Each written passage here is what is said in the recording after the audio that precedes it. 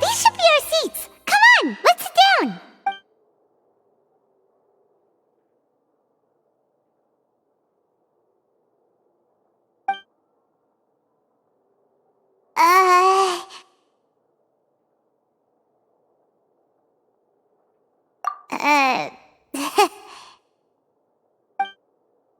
Hey, traveler. Maybe we should strike up a conversation with the person next to us. Since we're sitting together and the rest of the place is practically empty still, it's kinda awkward if we don't say anything. You little... Of course you put this... Excuse me, I did not realize you felt awkward.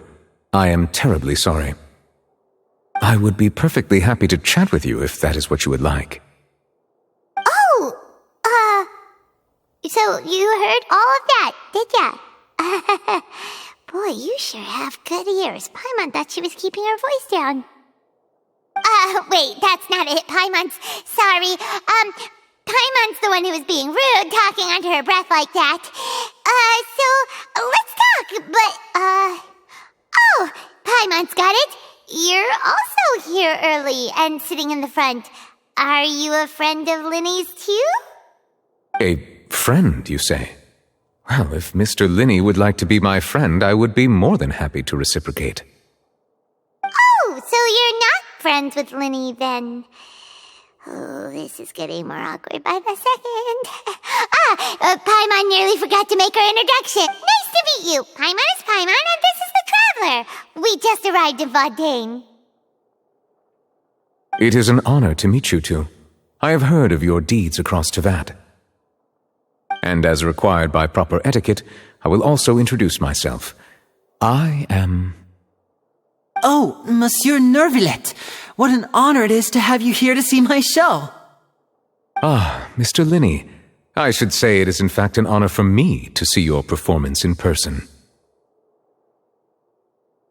Wait, Nervillet? Could he be... I saw you all chatting just now, but it seems you still don't know who Monsieur Nervillet is. Allow me to introduce you to Fontaine's Chief Justice. That seat is always reserved for him.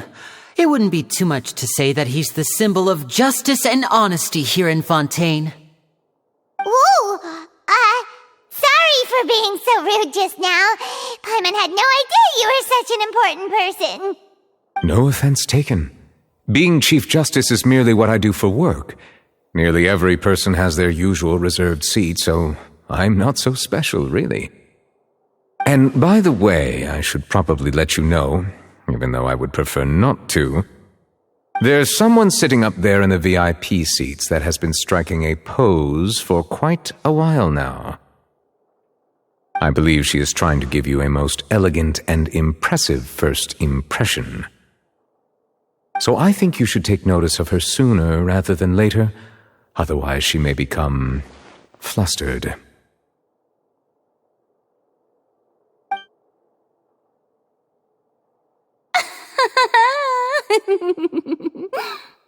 Huh? Oh, it's Farina, the Hydro Archon. Very good. That is for the best. No need to pay her any more attention. We may now enjoy the show. Huh? So is this what things are like between the Chief Justice and the Hydro Archon? All right, please wait just a moment longer. I've pretty much finished my preparations, and the performance will start as soon as the audience has made their way to their seats. Yay! The show's finally about to start! Paimon can hardly wait! Paimon's never seen a real live magic show before!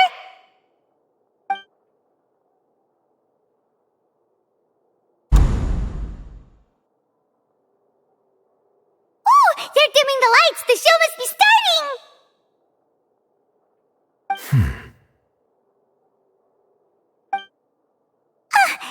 Sorry. Paimon will try to stay quiet. Welcome, one and all, to the Opera Epiclese. I am the star of today's show, Leni. And over here is my sister, Lynette, who will be working as my wonderful assistant. Please, let's give her a warm welcome.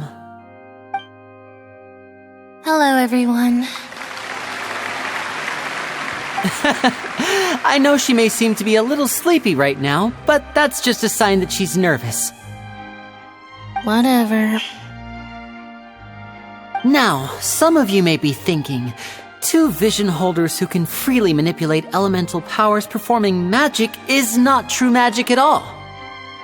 So, I would like to take a moment to assure you that elemental powers will have nothing to do with what you will witness on the stage today.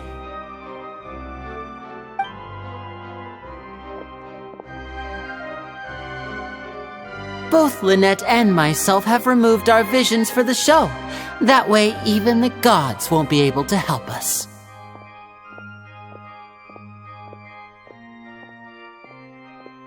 Oh, good point. That's what makes the show real magic. Now, without further ado, let the show begin. Lynette will now exit the stage to make some preparations. I know you might miss her, but don't worry, she'll be coming right back on stage momentarily. Perhaps in an unexpected way. I'm sure she'll be stealing the spotlight soon enough. Oh, and before I forget, there's one more thing I should say. You never know what can happen in the blink of an eye.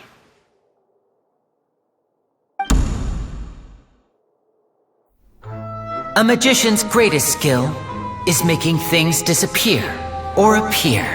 The possibilities are endless.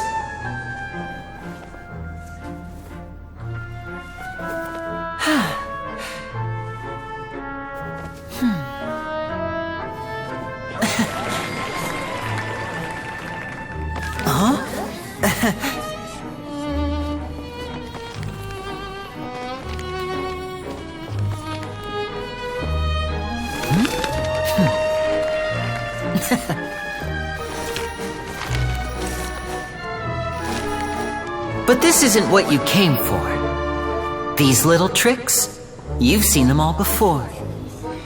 So it's time for something truly extraordinary, don't you think? This one's a little tricky.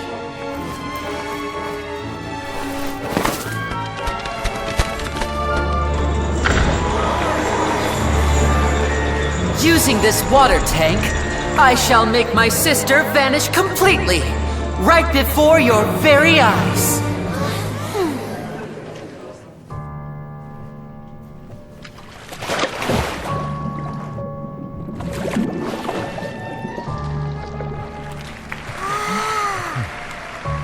It's actually quite simple. She'll just turn into air bubbles and float right out of the top.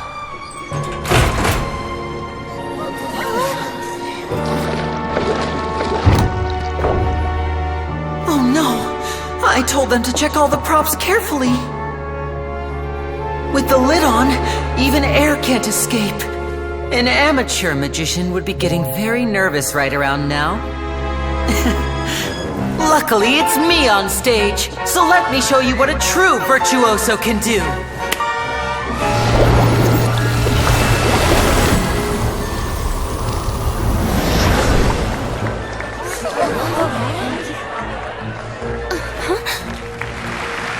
Lynette, are you still there? Don't go too far. We don't want to use up all our magic. Hi, I'm back. Uh-huh.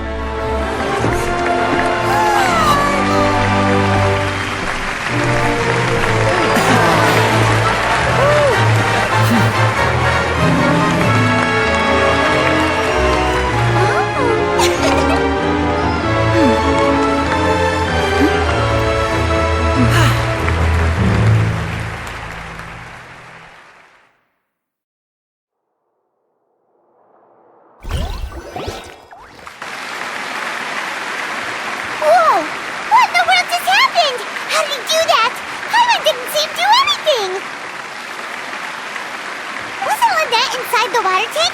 How did she disappear and then reappear out of nowhere?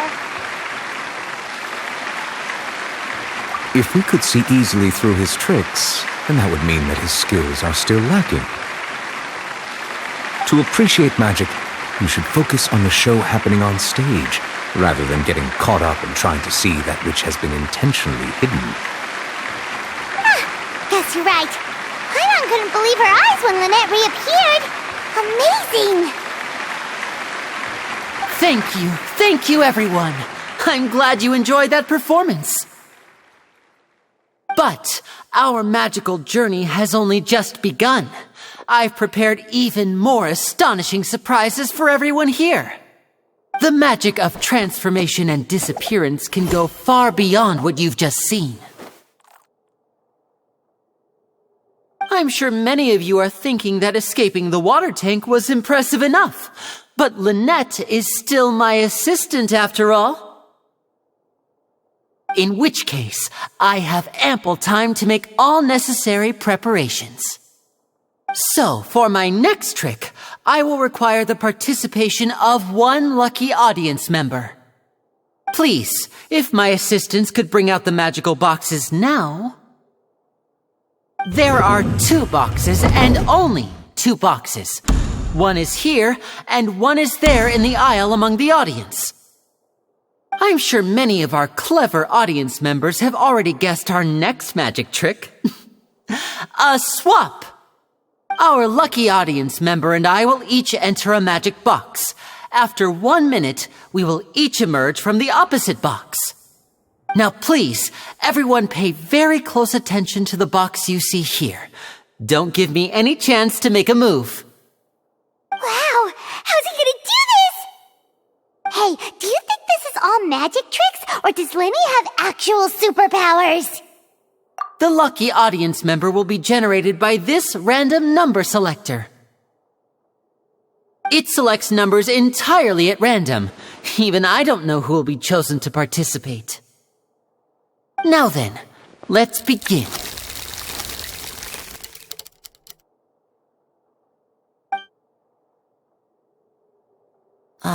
Let me see. Oh, row 7, seat 3. Congratulations!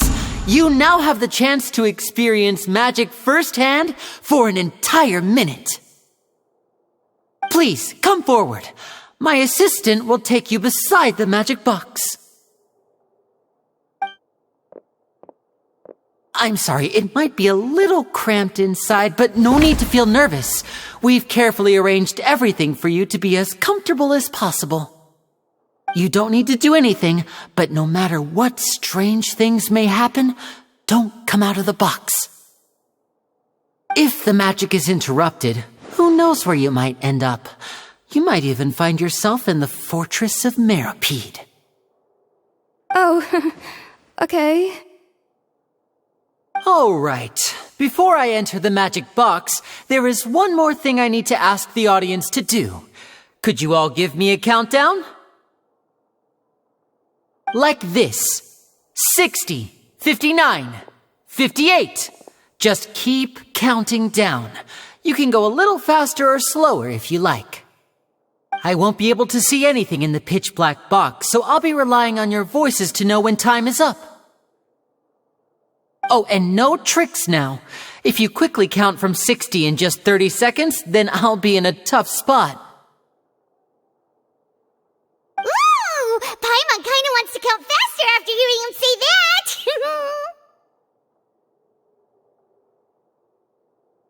No, that won't do.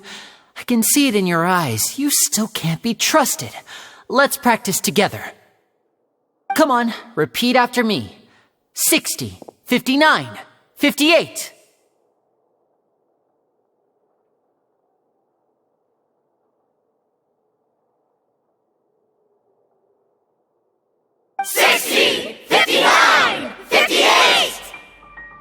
That's right, perfect. Keep it going. All right, I'll see you all on the other side once you've finished counting. 54, 53, 52? Huh? Why aren't you counting, Nervalette? I am counting in my head. I think things are exciting enough in here as it is. Merely a consequence of my identity and personality. Do not worry about me. Just enjoy the show. Oh, all right. You look so serious that Paimon thought you might be feeling uncomfortable or something. 40! 39! 38! Mr. Leni, are you all right in there? Is everything ready? Yes, I'm fine. I'm just double-checking the direction of the magic. It would be a disaster if we get sent to the wrong places. For example, mid-air right above the audience. Even though he's saying that, Lenny doesn't seem nervous at all.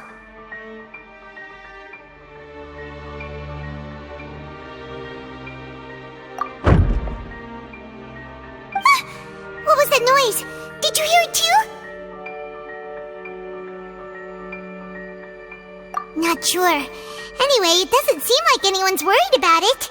25! 24! 23! What's wrong, Mr. Leni? I can still hear you moving in there. I seem to have accidentally knocked over a decoration. I'm trying to fix it, but it's pitch black in here. I can't tell left from right. Never mind the decorations. There's no time for that. The show is what's important. No, that's unacceptable. I want my show to be perfect.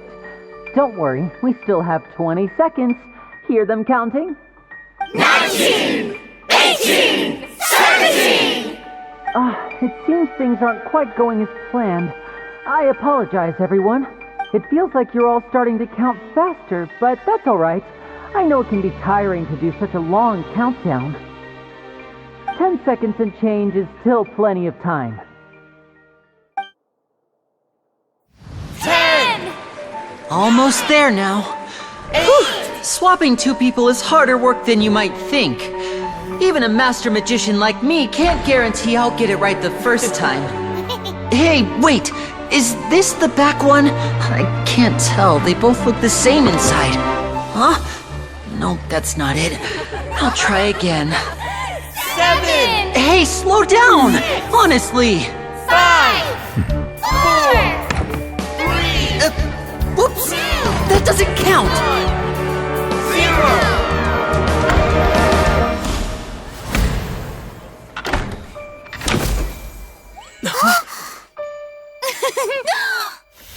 Ta-da!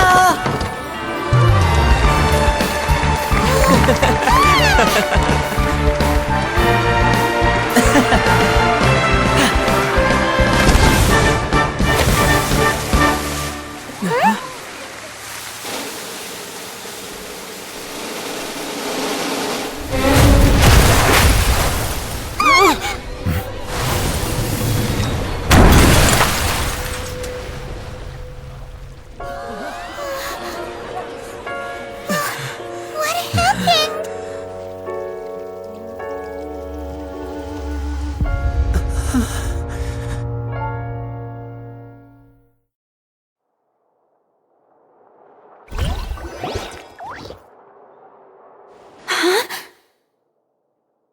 Is this part of the show? Mr. Lenny, you're going to use magic to fix the stage now, right? What happened? Oh no, maybe this isn't part of the show. The girl was still in that box, right? This performance is over. Medical staff with me. Guards, secure the scene and detain all the performers. Seal the exits. No one is allowed in or out at this time. Yes, that's right. If this was just an accident, then we must investigate the cause. But if this was all part of some scheme, then those accountable— No need to be alarmed, you two. We'll get to the bottom of this soon enough.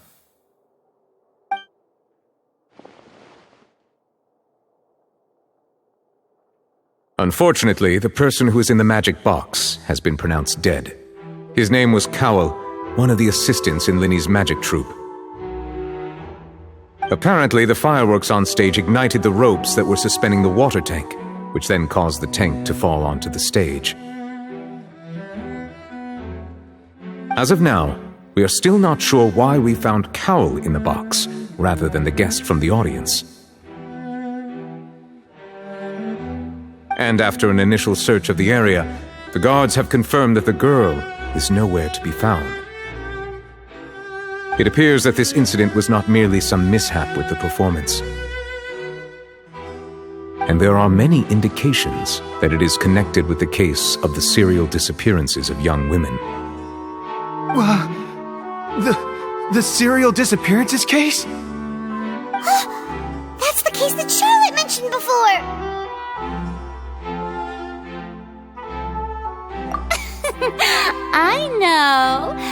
I know the truth.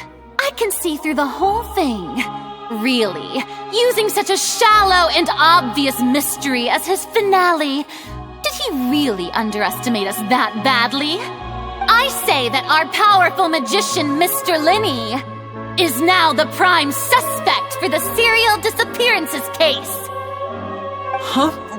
Why me? This whole thing was an accident.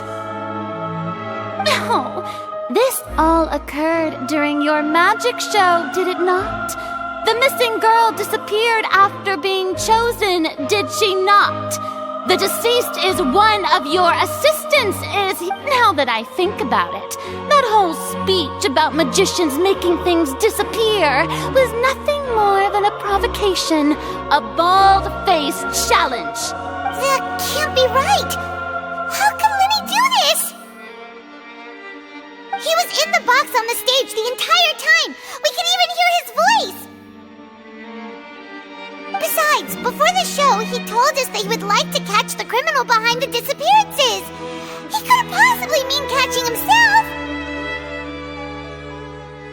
Save discussion for a later time, please.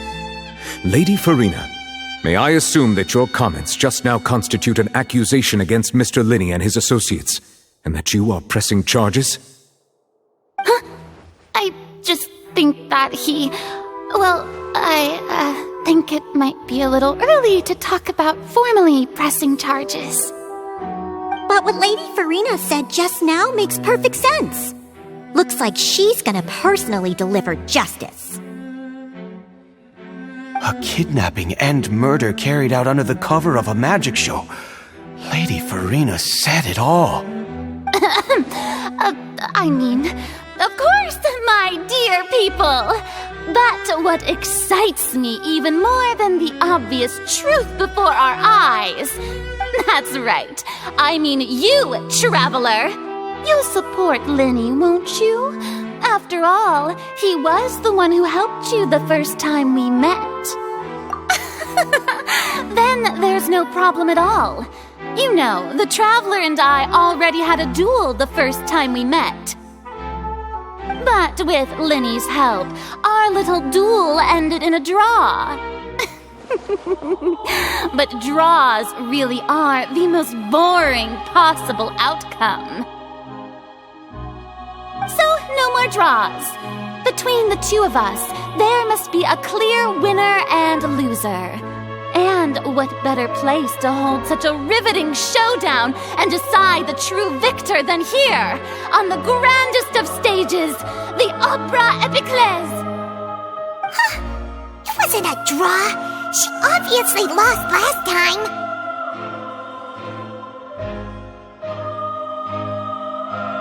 I understand. Charges have now been pressed, and as such, a trial is in order. Well, traveler, seems Lady Farina has set you in her sights. But putting her dramatic rhetoric aside for a moment, I would like to ask you, are you willing to act as Mr. Leni's attorney and defend him in this case? Very well. The trial will be held a day from now in the Opera House. Both sides may investigate the scene to build their cases and search for the truth. Leni and his troupe are all potential suspects and shall remain within the Opera House. The audience may begin to leave in an orderly fashion once they have been cleared by the guards. A day isn't that long. Let's see what kind of case this big-shot outlander can build in such a short amount of time. I'm really quite looking forward to hearing it.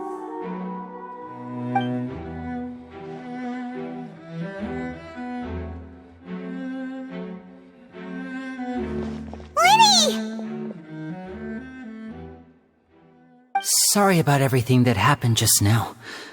Were you frightened? Of course! Who wouldn't be scared after witnessing an accident like that? Yeah, I'm a little shaken up myself. How could this happen? And poor Cal. I know you already claimed that you would defend me, but now it's just us talking. Tell me, do you think I could possibly be the murderer?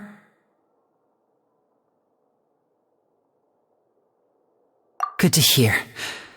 Thank you so much for trusting me. I'm sure everyone sees me as the biggest suspect at this point. But if you ask me, the whole thing is mysteries layered upon mysteries, such that all that's left is confusion.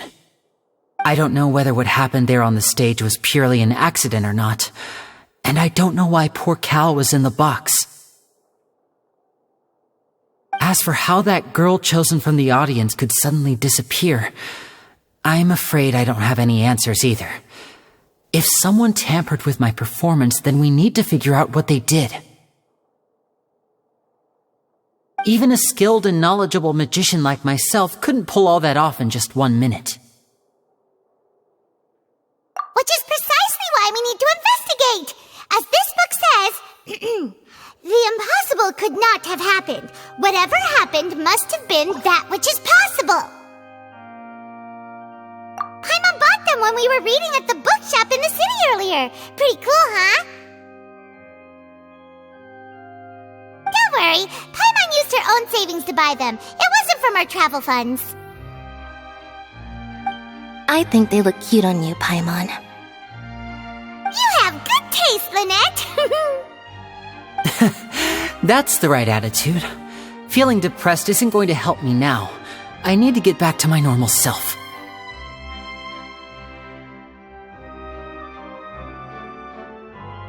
But with the guards watching our every move, it's going to be especially difficult for Lynette and I to prove our own innocence. Good thing you agreed to be our attorneys. Thanks for that. We'll be counting on you. Yes, thank you so much. Yeah, just leave it to us. Oh, since we're going to start investigating, Paimon has a question first. Where did Lynette go during the performance? Well, I'm afraid that would involve some of our essential trade secrets as magicians. The secrets behind our magic are past saving, Leni. I suppose you're right. The truth behind our tricks is going to be important evidence that will be weighted during the trial. 'Tis truly a pity. As a magician, our magic show is a work of art. We've poured countless hours and spared no effort in perfecting it. But if revealing our secrets will help you uncover the truth behind what happened, then it will be well worth it. We should go somewhere else if we're going to discuss our magic tricks. We'll go speak with the guards, and in the meantime, you can go investigate the stage and the seating areas. Alright, let's go have a look while the investigation teams are still here. Detective Paimon is on the case!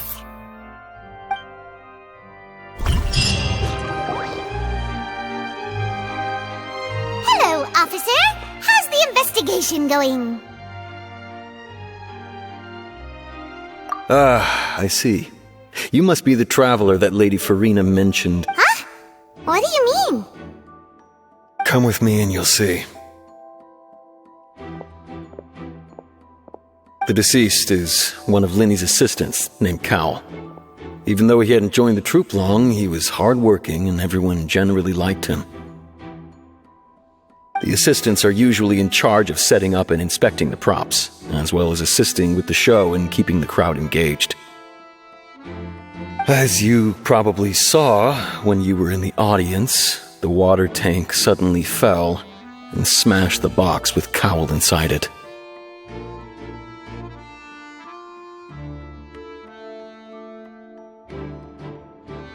This is the real mystery. We've already searched the scene and were unable to find any traces of the girl.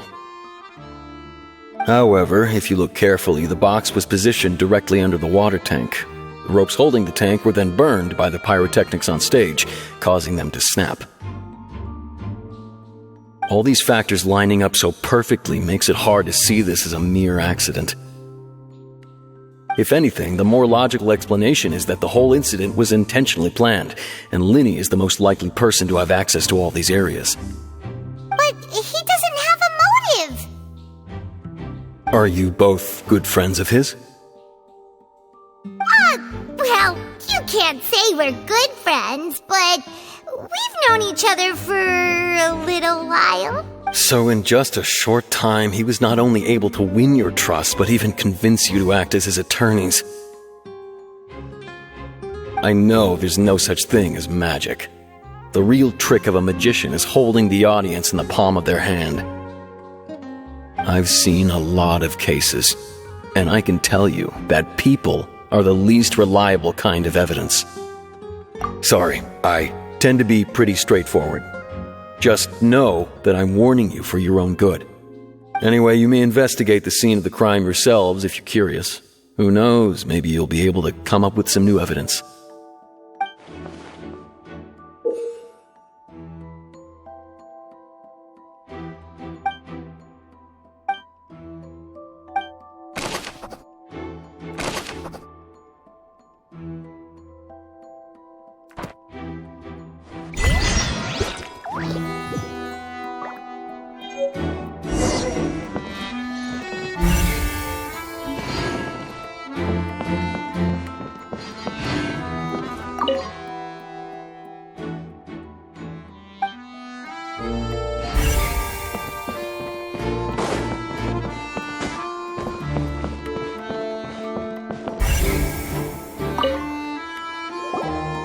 So this is the rope that broke and caused the water tank to fall.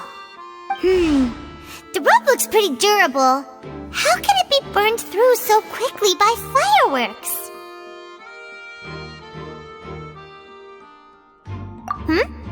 Why are you suddenly so serious, Traveler?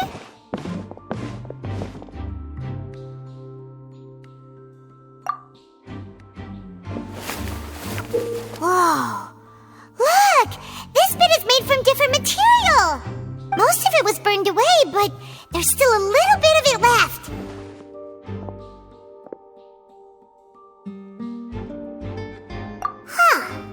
So if a rope meant to hold something was made with that kind of material in it, then that means... Wait! Why don't you write all this down? Let's take notes!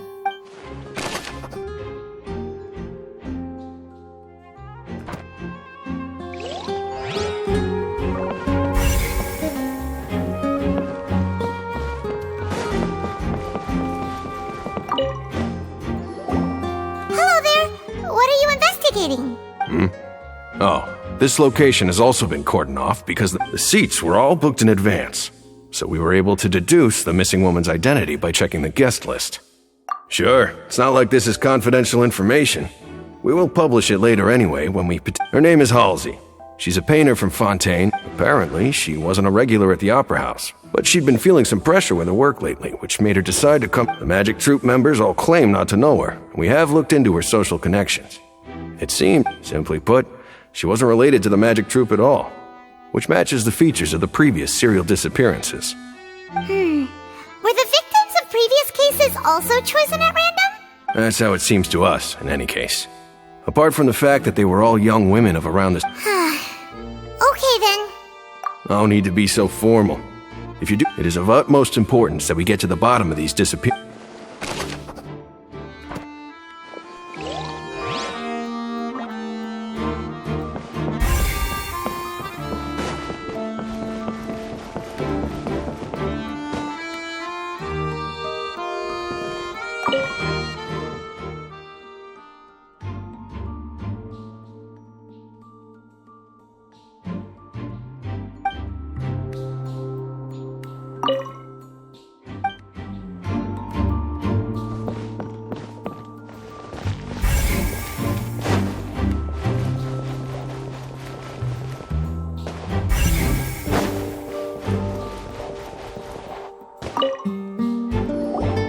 I see that you're investigating the area.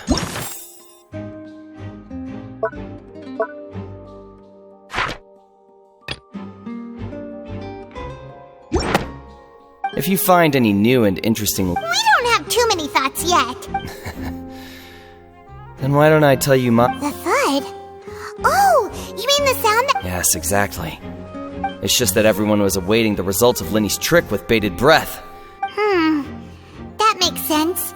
So, what do you make of... I'm of the opinion that it may have been the sound of Lenny's and when the pyrotechnics went off, she cut... Wait, wasn't the noise we... Perhaps the balance wasn't right, leading to a particularly rough landing. Oh, that's true. I suppose I must That does remind Paimon, though. What was with that sound?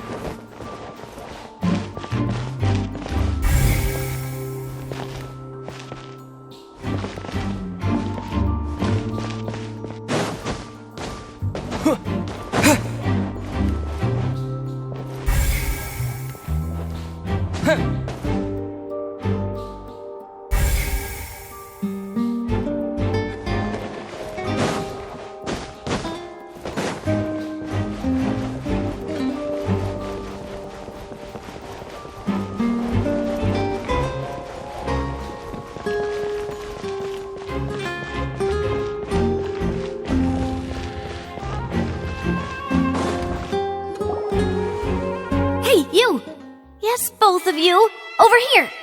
I've been keeping an eye on you for a while now. Huh? You mean us? That's right. If I'm not mistaken, you're also among those who wish to cut down the thorns and pursue the truth. No. Well, you're right on the more about that one, but who are you?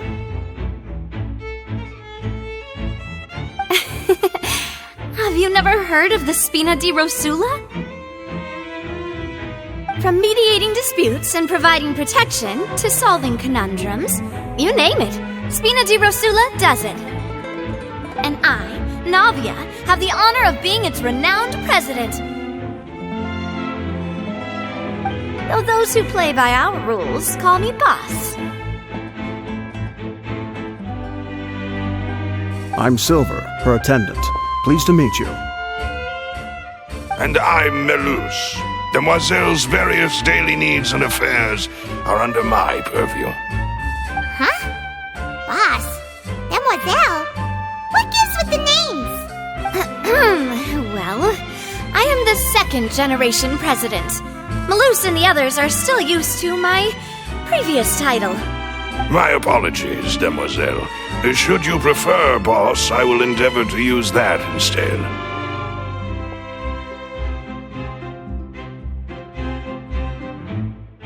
No need.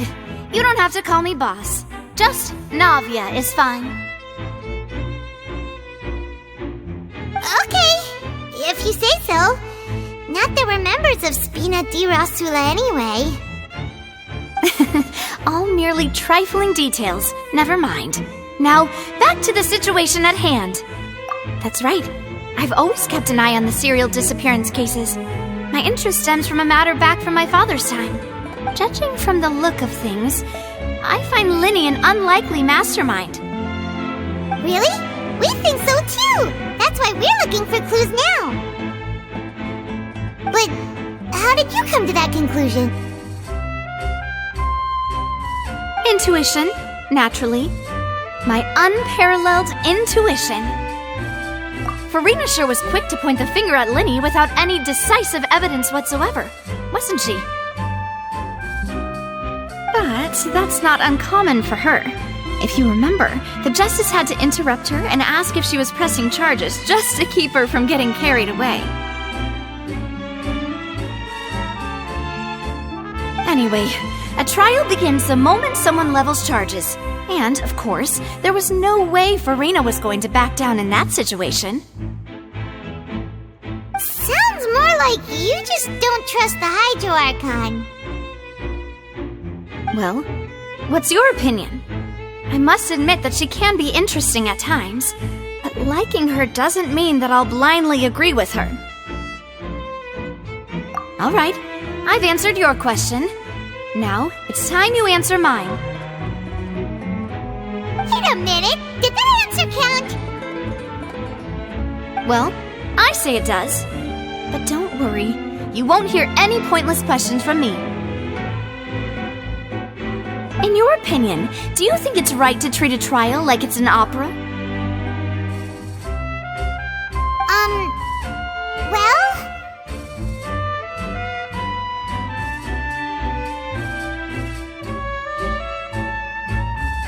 And why would that be?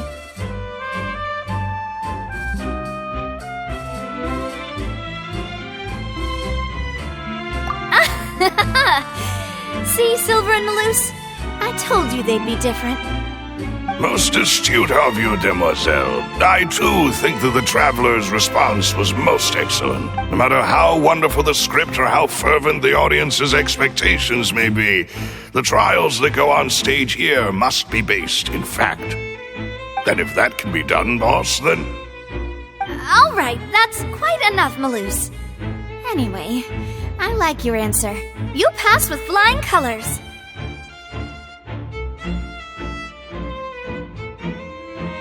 Now, I need to make some preparations, following which our joint investigation shall commence.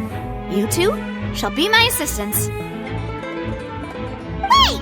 Since when did we become assistants?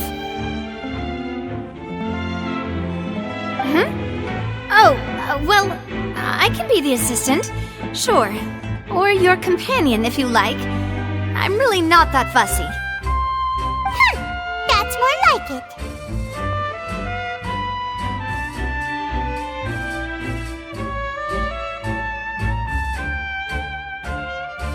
Far be it from me to brag, but I believe that Demoiselle's intuition will be instrumental in uncovering the truth.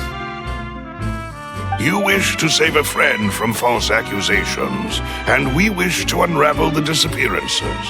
In this sense, our goals are aligned. You have a point. You're quite the talker, aren't you, mister? And what about you over there? What do you think? You seem like you've got something on your mind. I have nothing to add. Oh, alrighty then. We'll be making some preparations first. Just be sure to let us know if they start revealing Lenny's tricks. Thanks!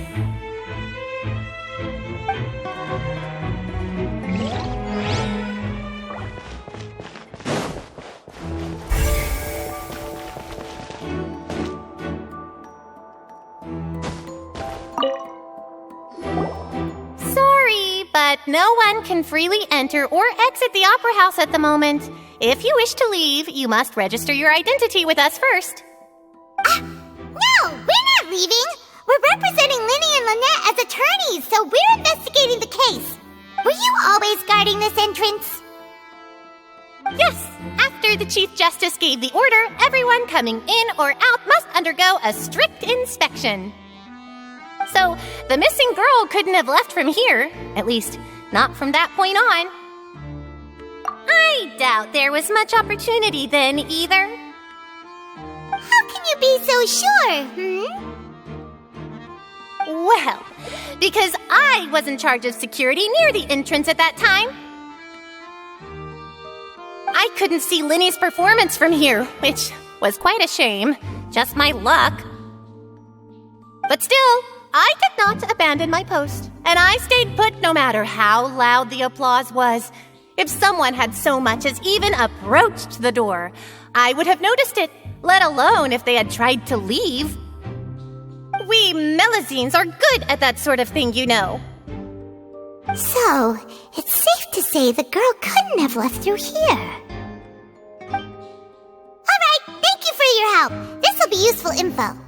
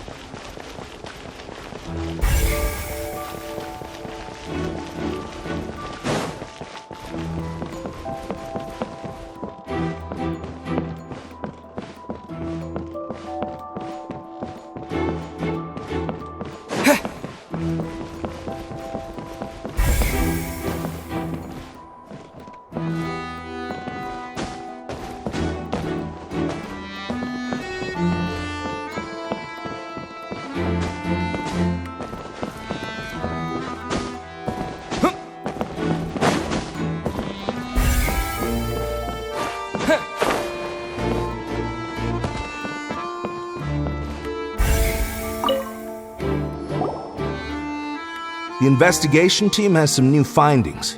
Turns out there's an issue with the random number selector after all. See, I told you. What if the machine picked some big guy's seat? You think the murderer would have still made his move then? Sorry to interrupt, but we're helping Lenny and Lynette with their side of the investigation. What were you saying about the number selector? There's something wrong with it? You're trying to help them? That'll be a tall order. Lenny used the machine to pick a random member of the audience during his performance, right? The lucky girl that later disappeared. Well, we thought there might be a serious problem with the machine, so we had it taken away for further inspection. It turns out that the seat number it picked wasn't random at all. The machine picks that same number every time. I'm sure you already know that you have to make a reservation in advance to get a seat, regardless of whether it's a trial or some performance. In other words, Lenny knew who would be sitting where from the very beginning. That much checks out. Lenny reserved our seats for us too. Bet you see why I was saying it'd be tough to make a case for Lenny.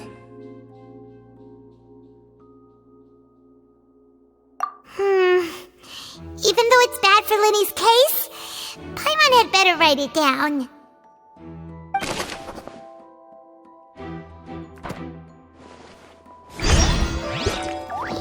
We've checked everything of note here at the performance venue. Paimon wonders how Lenny's discussion with the guards is going.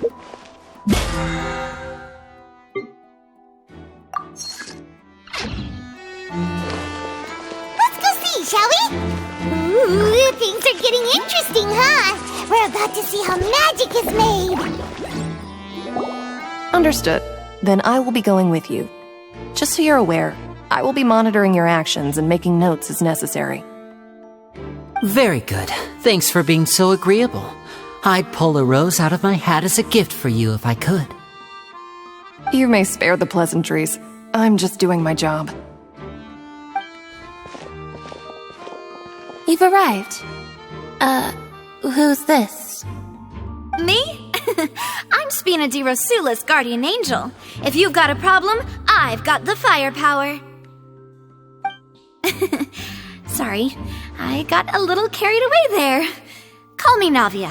I'm a partner of theirs, and will be helping investigate this whole situation. And these are my companions. Would you mind if they join as well? Fine by me. Oh, new helpers? I would be most grateful. Well, let's just say we're tagging along. It's not every day you get to see the secrets behind magic performed on such a large scale. I appreciate your kind interest. Come with me. We'll be heading below stage. Huh? Below stage? Yes, a world of secrets is hidden beneath this magic box, prepared specifically for this switcheroo trick. But before I reveal everything, you should have a look first. Notice anything strange here?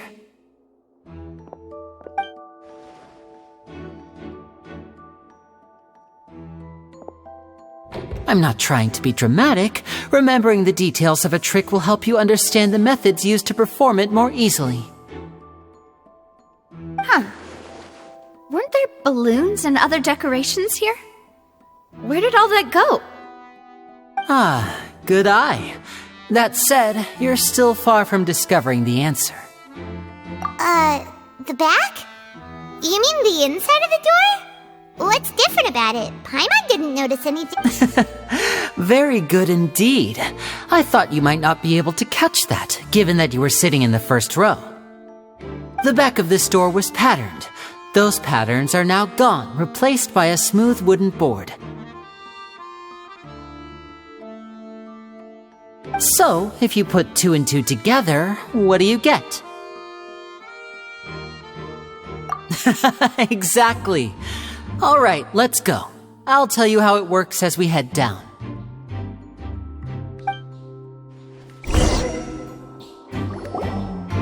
Oh, so there was a passageway under the magic box!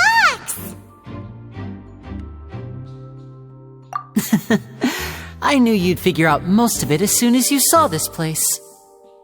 The 2 magic boxes are positioned right above the 2 entrances of the tunnel. See this flatbed trolley? The box with the lucky audience member in it would be shuttled over to the other side using the trolley. This trolley can raise and lower and even rotate, ensuring that the box will face in the right direction. I see. So that's the purpose of the box inside another box. Precisely. The inner box would descend after the audience member was put inside and be moved along the trolley, all while the outer box would remain on stage as if nothing had ever changed. So that's how you did it! Once the box was lowered, the trolley would store some energy through this device here, with which it would complete the rest of the steps. The audience member would only be able to feel some slight movements in the dark, and by the time she walked out, she would already be back on stage. Right! You were talking that whole time, and you even came out for a moment near the end! Ah, yes. A phonograph operated by Lynette was used to achieve that effect. My assistant and I had already scripted our conversation beforehand. When the countdown began, I had already gone to the opposite box via a tunnel using that ladder. And what about Lynette? Where was she? I was in the mezzanine space in the back of the box. Oh, interesting! That's how we were able to coordinate Lenny's lines with the assistant. And, by the way, I was the one who walked out of the box at the end. I mean, we are twins. All it takes is a change of clothes and no one can tell who's who.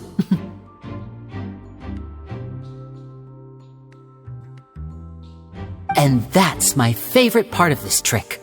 Only Lynette and I can perform it. So that's how it all worked! Wow!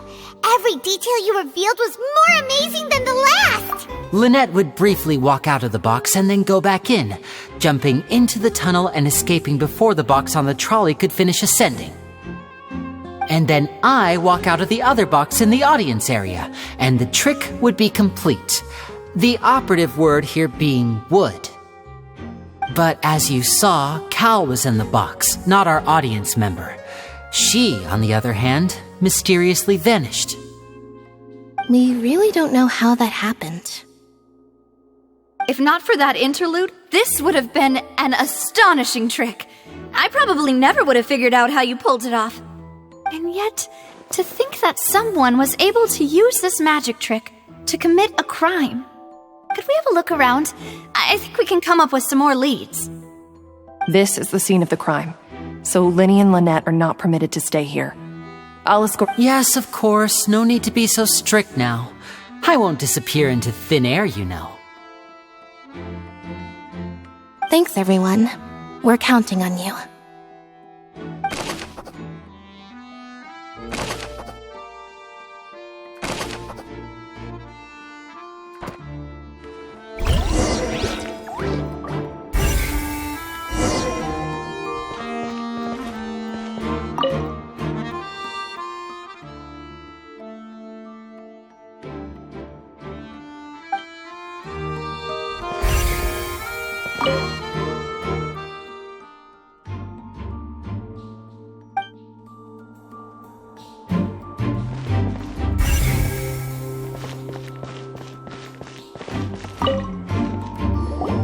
The floor is wet. Please be careful not to slip.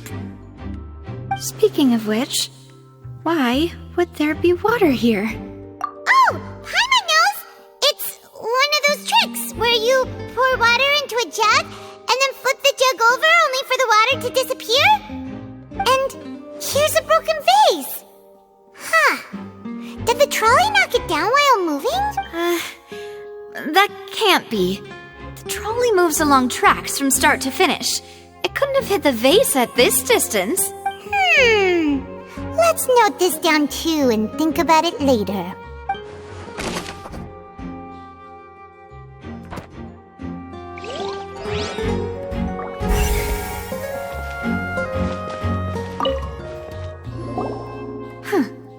What's this? Looks like a hook tied to the end of a rope. Huh? There's all kinds of odds and ends here. Perhaps it was a prop for a different trick. But why would it have been left here? Whatever it is, let's...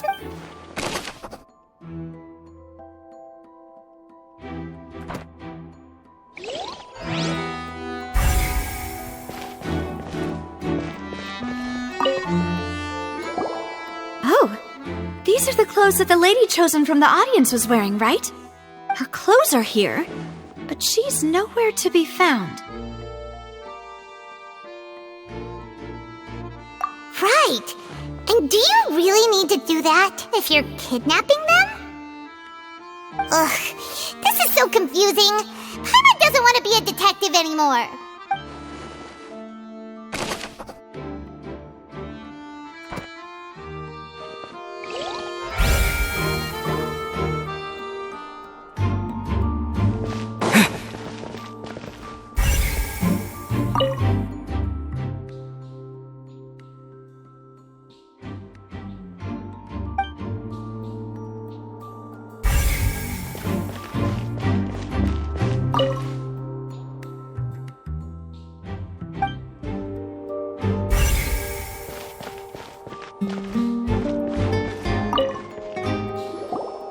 What is this place? It seems someone could fit through here. Could this have been the suspect's escape route? Alone, perhaps. But if they had to pull another person with them, the space would be too narrow. But there are no other ways in or out of here.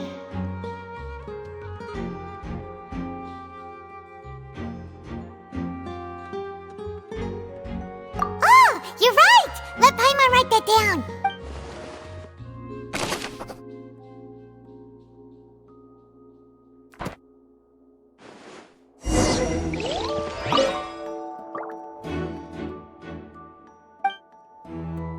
Seems we're just about done investigating down here. Yes, let's head back up.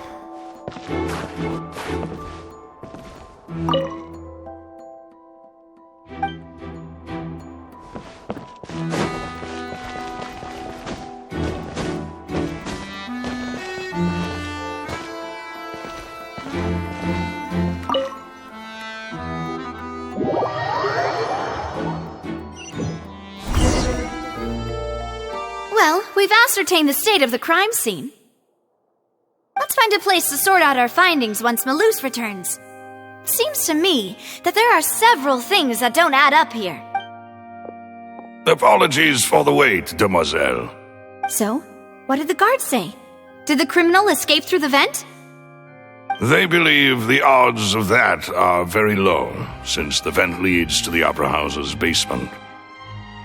The guards have checked the area carefully.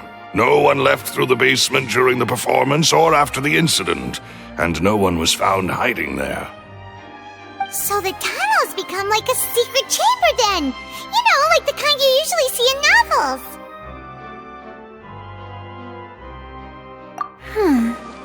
The plot thickens. Halsey's disappearance and Cowell's...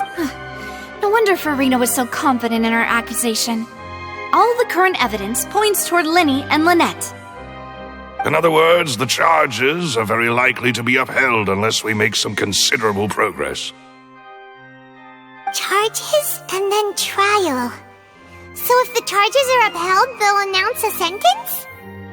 That's right. This is how a trial goes in the Opera House. During the proceedings, the Chief Justice and the oratrice will hear statements from both sides. That's right. This is how indemnitium is produced. The statements from both sides, the defenses from attorneys, witness testimonies, and even the audience's emotions will all be projected on the oratrice. To put it simply, it's as if the oratrice has its own will and is a judge in its own right. This also precludes any kind of favoritism on the part of the Chief Justice. And not that this has ever happened anyway. Once both sides have finished speaking, the Chief Justice will make his final decision. This, too, will be used by the oratrice as a reference. Then, finally, the oratrice will be consulted by officials. The result it returns is the will of justice itself. Huh? So that machine is the one that actually decides? Paimon thought Novelette called the shots. In practice, there is very little difference. Both have always come to the same judgment, which is why people have great faith in the Chief Justice. Ah, yes, the guards also asked me to convey that none of us will be... Huh? Why? Because we've chosen to act as the twins' proxies. That makes us persons related to the case. They're concerned that we might be colluding with outside parties, or that we might find outside help to disrupt the case. And even if that were not so, it could prove problematic if we happen to spread key information about the case ahead of time. I'm ready to break out at any time. Whoa! There's no need for that! Paimon thinks they have a point. That said, are they providing food? Of course. I just hope you don't mind the lack of options, I'm afraid. In that case, let's just sort out our findings together here. Pity. I was hoping to take you to try some of Fontaine's famous desserts, too. I mean, what better way to properly think through our findings than over some tea and sweets? Huh. Breaking out suddenly doesn't seem like such a bad idea after all. Just kidding! Paimon will still do her best. What do you mean, no snacks? Of course we'll have snacks. Huh? Here? But how? Understood, mademoiselle. Everyone, please come with me.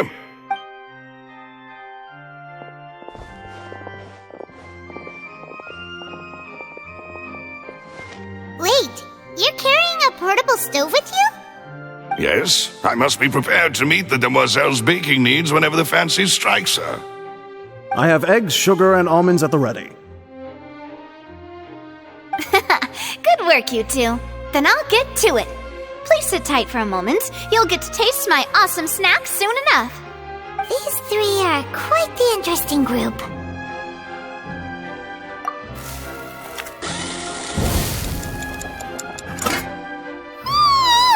And Paimon thought it smelled good while it was still in the oven. From the way you had these two guys carrying all that stuff around, Paimon thought you'd have them do more during the baking process.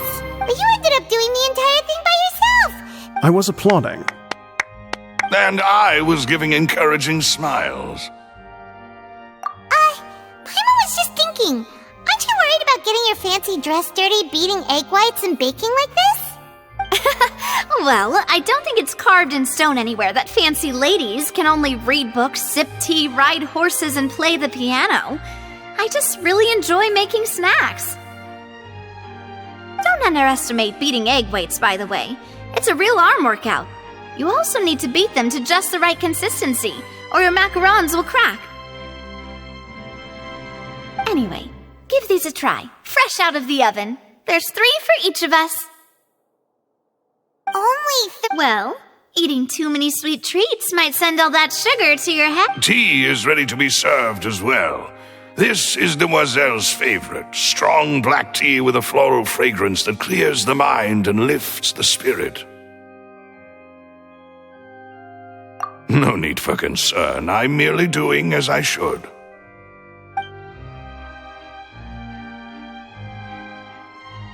All right then. Down to business. As Paimon mentioned previously, the tunnel seems to be However, we can assume that Leni and Lynette were not alone within it. Some criminal also occupied its sealed confines. The magician twins could have committed the crimes, of course, but exactly! Why would they do such a thing right when everyone was watching?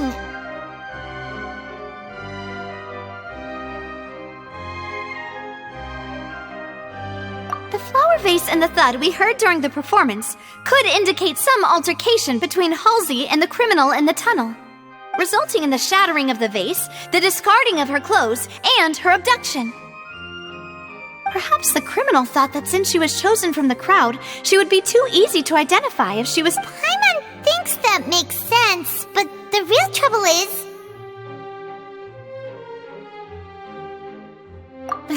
True. None of the clues we found thus far support the... But the only people left to consider are both technically... Could Halsey have secretly made modifications to the magic props in order to murder Cowell before making her escape? That's right. And even if she had tampered with the setup, she would need to understand the entire trick to pull it off. Nor does she have any motive. The guard said that she has never had any dealings with the Magic Troop's members. Were we not thorough enough in our search? From the sound of things, this is turning into an impossible case. Your macarons are amazing though, Navia. They smell great! They're nice and crisp and super sweet! They are my specialty after all. And I see you've already had 5 of them. What? 5? Oh, that can't be right! Paimon only counted 3! On it! Please don't worry about it. At my age, a few less sweets might actually be a good thing. No! Being greedy is one thing, but Paimon knows how to count. Besides, Paimon knows that if she ate too many, then others wouldn't have enough.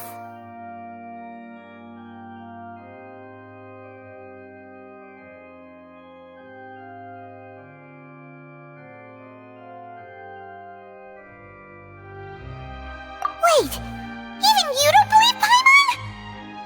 If Paimon ate those 2 extra macarons, then may they turn into stone in her stomach! All right, we get it. Well, I suppose one of us might have gotten too engrossed in our chat and eaten... Malus, set up the stove again if you would. Huh? What are you doing? Making sure everyone gets 3 macarons, of course.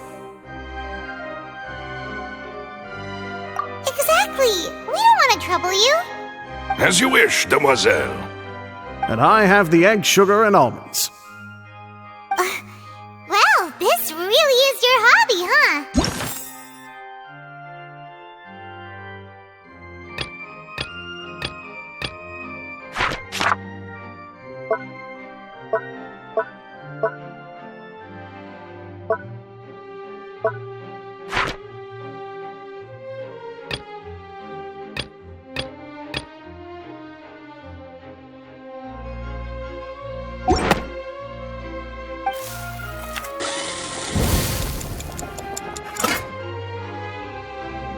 Well, that's it for snack time.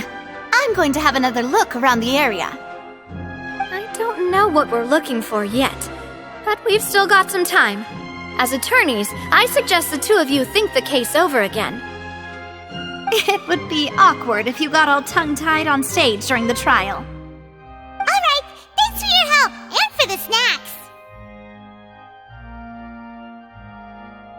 it was nothing. A small task for the Spina di Rosula. Silver, Malus, it's time to go. I'll be back if I find anything new.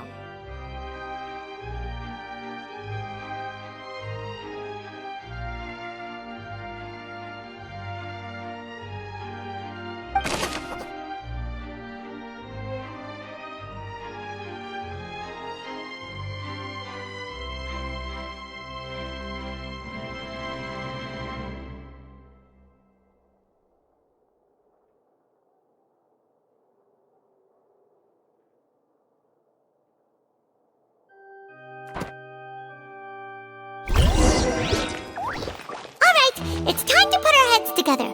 We've got to get our defense ready for the trial.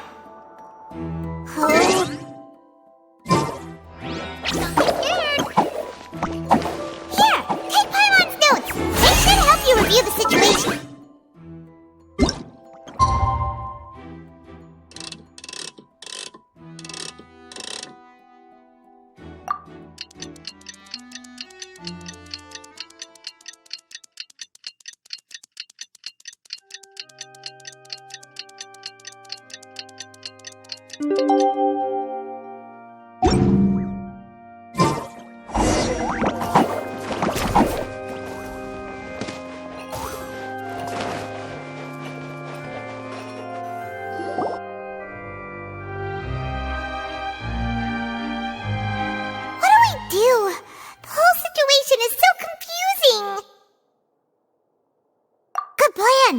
Impossible things don't just happen.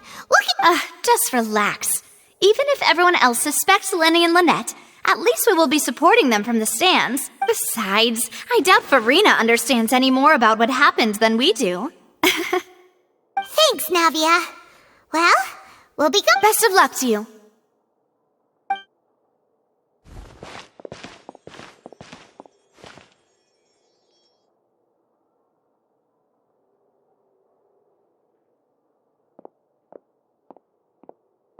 Finally, you're back.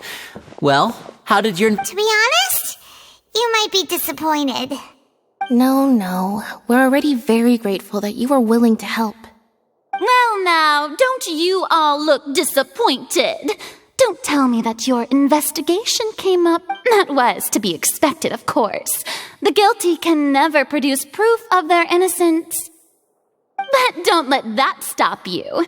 I shall be terribly disappointed should you, my most anticipated foe... Since both parties are present, I declare that the trial regarding the magic show incident is now in session. Firstly, in order for the audience to understand the causes and results of the incident, could we please have Mr. Linney explain the trick? Yes, of course. I will explain while Lynette demonstrates on stage. Thank you, Mr. Linney. In that case, I take your statement to be that you ran to and remained hidden within the magic box in the audience stands once the trick began, and thus could not have committed the crime. Is this correct? Yes, that's correct, Your Honor. In that case, I call upon the prosecution. Lady Farina, do you wish to refute his statement in any way? Why, of course I do. Allow me to take the first shot and break this case wide open. Mr. Linney is clearly lying. There is no way you could have been in the box the whole time if you were to abduct Halsey and murder Cowell. In fact, I'd say you were hardly in that tunnel at all. That is simply your hypothesis based on the presumption that I'm guilty. Oh, is that so? And if I may ask, what did you hear while you were inside your box? The roaring countdown of the crowd, of course. That's how I kept track of the time and built anticipation for the finale. And you didn't hear anything else at all? Nothing that might leave an impression of any kind? No, nothing. I see. But when the count reached 30 seconds or so, there was a thud. One so loud that I believe practically everyone heard it. Huh? Hey, hang on! Something's not right here. Yeah, I'm sure he could have heard a noise that loud from inside the box. I was right by the box, and I definitely heard the thud.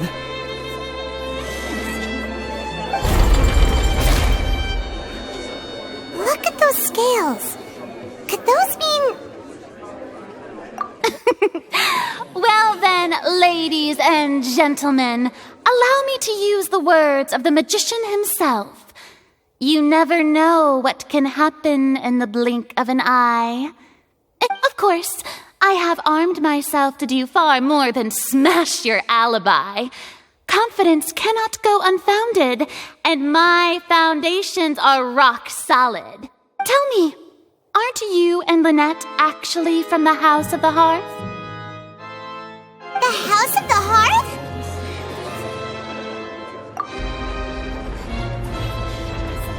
No wonder they did something like this. So the serial disappearances were the Fatsui's doing. Now it all makes sense. I've got a feeling that what happened on stage probably wasn't just an accident.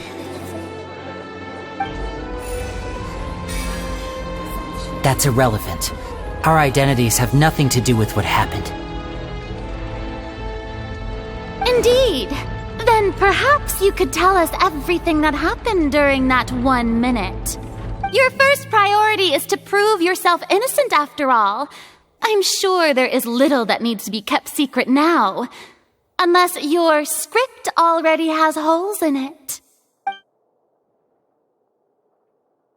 The Outlander is speechless. My, oh my, don't they look flabbergasted?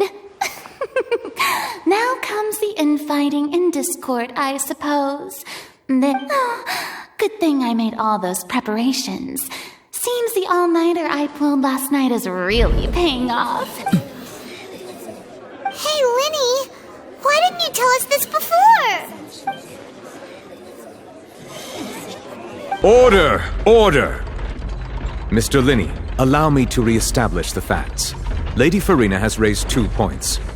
First, when the thud was heard in the Opera House, you were neither in the box nor the tunnel. Second, you and Ms. Lynette are both members of the House of the Hearth.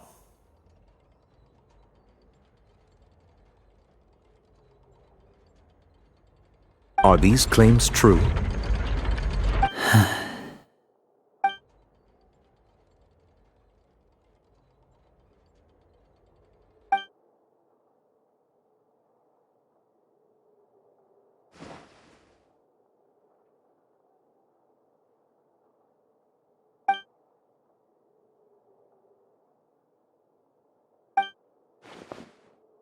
Please answer my question, Mr. Linney. I'm sorry. Yes, they're true, Your Honor. I knew it! Well, that's it. We might as well move on to the sentencing already. What should we do now? Granted.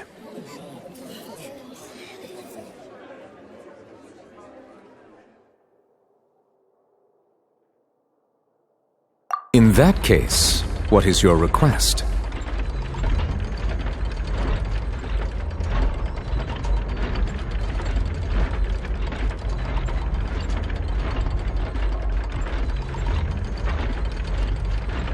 Is that really necessary? They're already as good as guilty. The defendant deceived their own attorneys. What is there left to discuss? Order! Order, I say!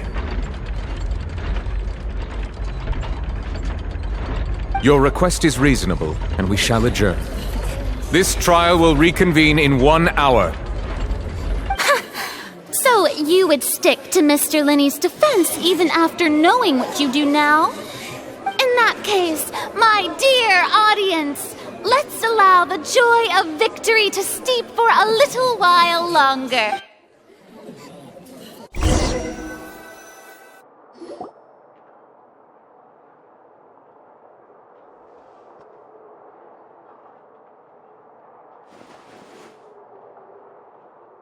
Well, this is awkward.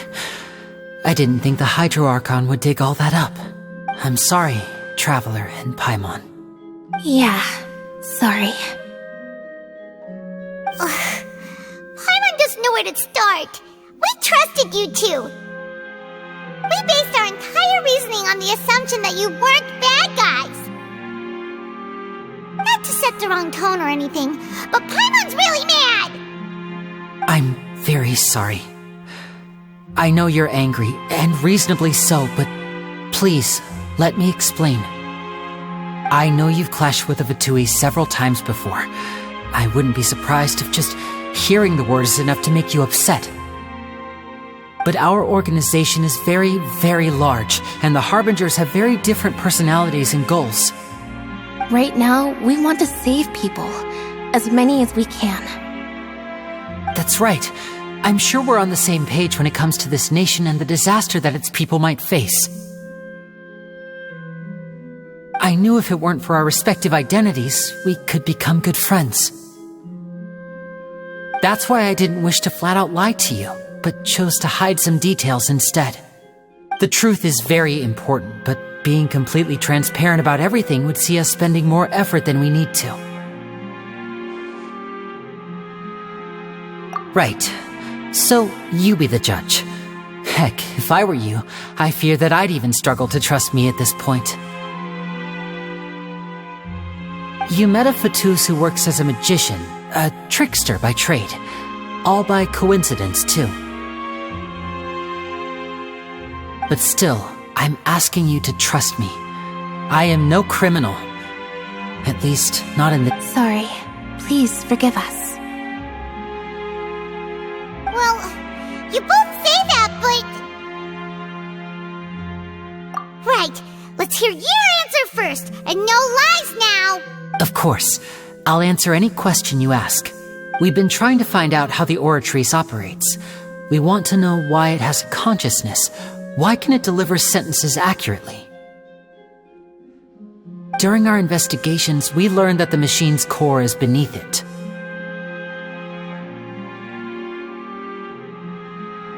From that moment on, Lynette and I have been designing this box swap trick with the objective of getting close to the core.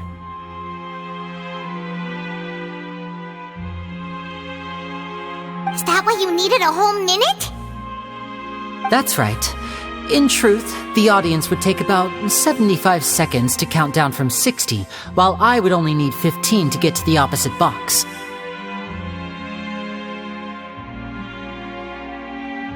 So, after jumping into the tunnel, I accessed the Opera House basement via the vent, and went to investigate the room in which the core is stored. That air vent was created during the construction of the tunnel specifically to execute this step. Well, nothing. As soon as I reached that room and was about to investigate, I heard someone's voice. Which should have been impossible, of course. I was quite certain that I was the only one in the room. That voice seemed to recognize me and tried to speak to me. I chose to err on the side of caution and retreated the way I came. On the way back, I saw the broken vase and the clothes on the ground, but the countdown was almost finished, so there wasn't time to give it any thought. After that, the homicide occurred just as you saw. Well, that explains why you didn't hear the thud.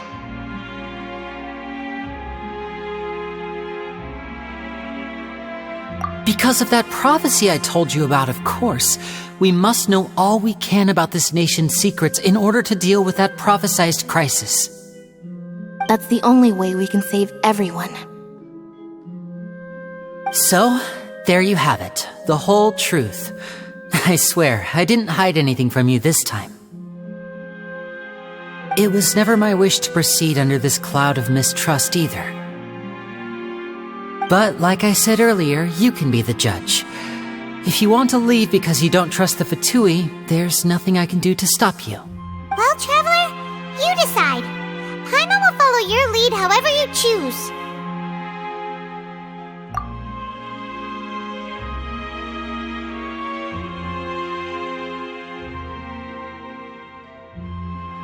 Okay, thank you. Thanks for giving us a chance. The current problem is that the scales are tipped pretty badly against you two. If we want to refute the Hydro Archon's accusations, we're gonna need a seriously watertight Huh?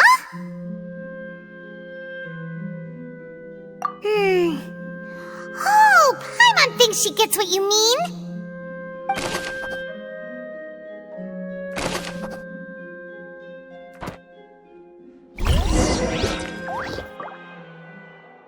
Yugli, you're up!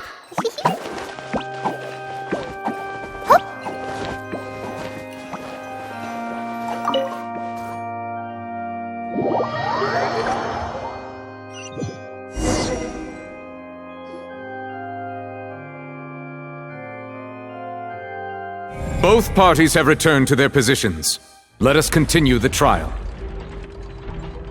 When last we left off, Mr. Linney acknowledged the new evidence presented by Lady Farina as fact. Therefore, Lady Farina may continue stating her reconstruction of the events. That took long enough. Now then, if everyone would lend me their attention. At this stage, let's revisit that scene from Linney's perspective.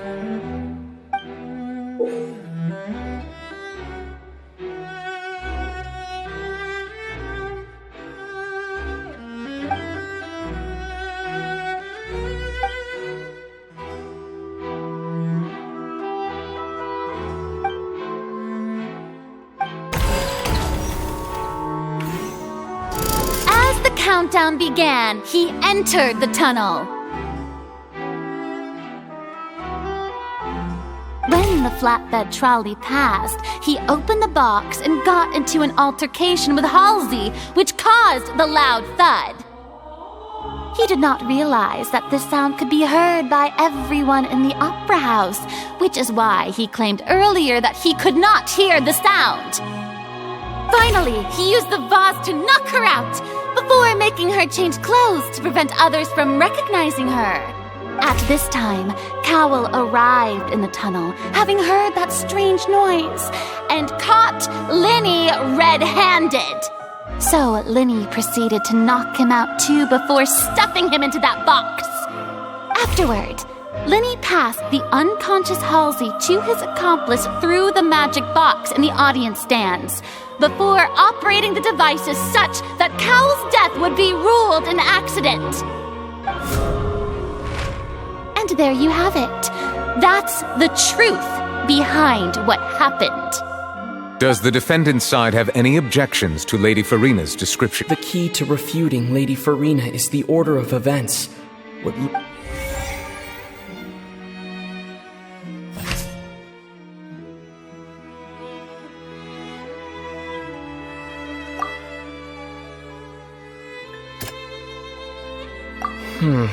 Seems this won't produce...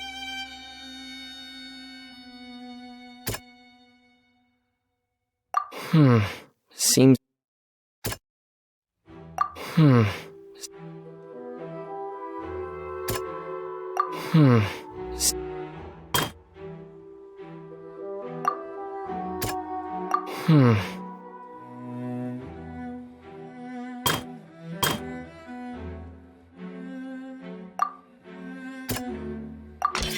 Lenny did not take part in the underground altercation. He only witnessed traces of the aftermath.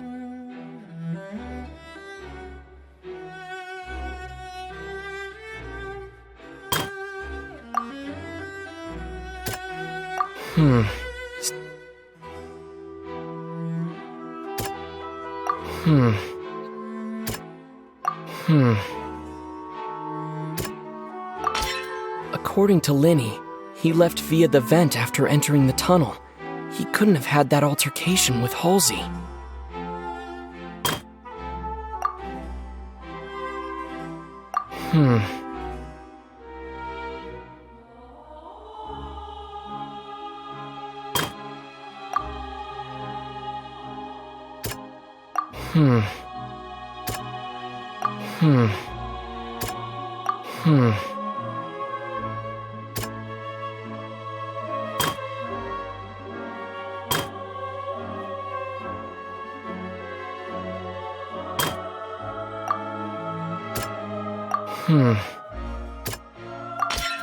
Leni went to the room that contains the Oratrice's core. Attention! Ace Detective Paimon has something to... When the countdown started, Leni did indeed go into the tunnel. But he immediately used a vent to access the Opera House basement, which is where the underground core of the Oratrice... Once he reached that area, he heard a voice in what should have been an empty room. Since he felt something was amiss, he returned immediately. The crime scene had already developed by the time he reached the tunnel again, and in order to complete the magic trick, he did not remain there for any length of time. Finally, he reached the surface, and that was when the accident happened from his point of view.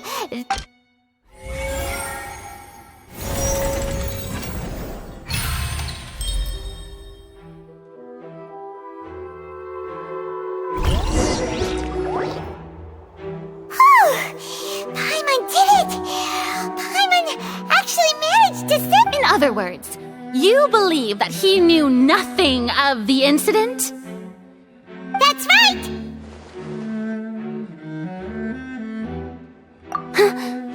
My reasoning?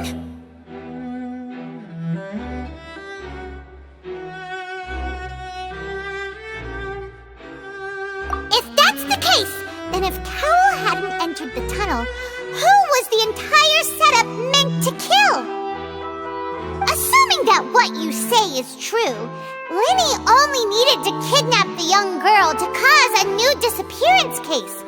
What would the point of killing someone on stage be? Oh, they have a point. That's right, you tell him! And that's why they're partners of mine. They've managed... Well, your denial is very strident, I'll give you that. But what proof do you have to back your claims? Of course I do. If he had been in the magic box the whole time, how could he have not heard that sound? Why do you ask? You're saying that he wasn't?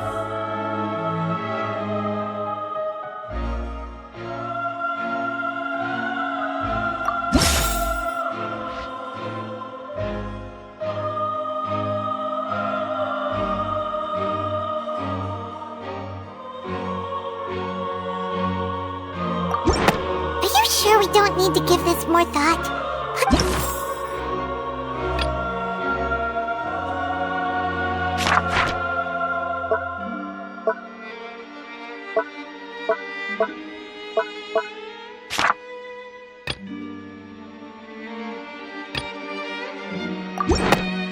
That's right! Leni wasn't in the box or in the tunnel. That's why he didn't hear anything strange during the performance. This means that when the crime happened, Leni had already entered the basement via the vent. The same clue you used to disprove his alibi has now become the best proof! How do you like that? Well played. To think you'd use such logic. Well then, if it wasn't Leni who committed the crimes, then who was it?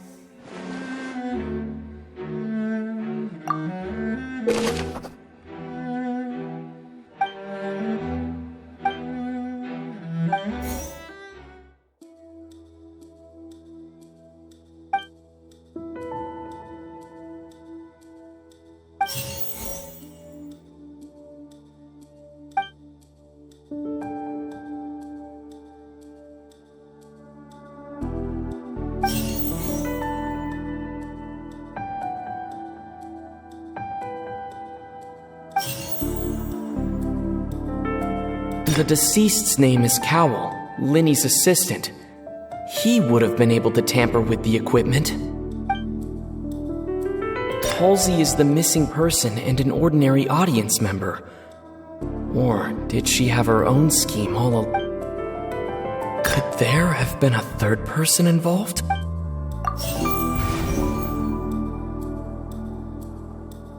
Halsey is the missing person and an ordinary...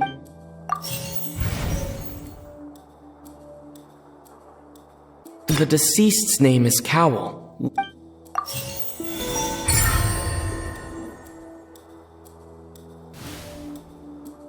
Huh? That can... the killer was, in fact, Oh, is that so?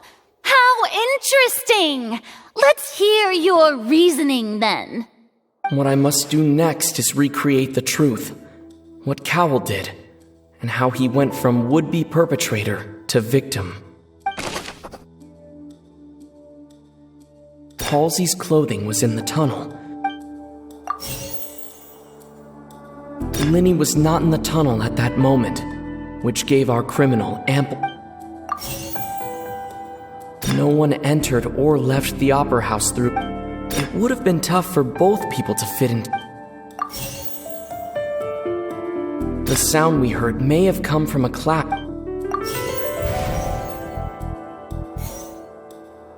The deceased's name is Cowell. Lenny's...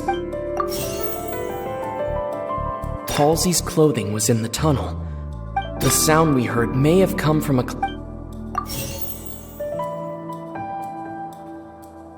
No one entered or left the It would have been tough for both people to fit.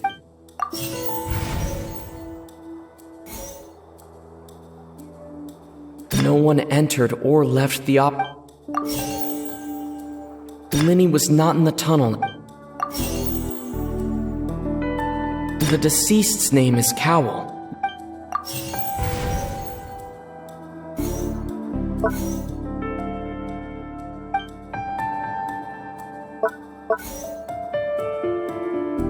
It would have been tough for both people to fit. Leni was not in the tunnel at that moment. No one entered or left the Halsey's clothing was in... The deceased's name is Cowell. No one entered or...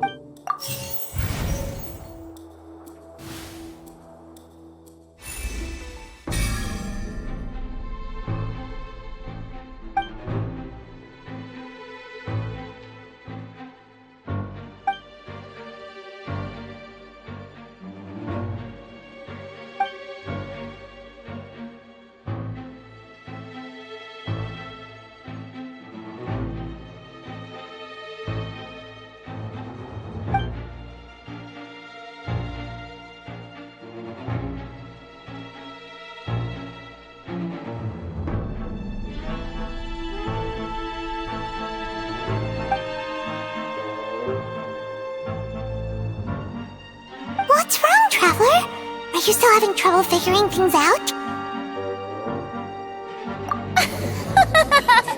I see how it is. So this was all just a bluff. And here I thought you had something to show for it. Look, since we're at a dead end, why not consider a different track? Just like the trick as it transpired, the end result must have been utterly different from the magician's initial design. If only we knew how Halsey disappeared.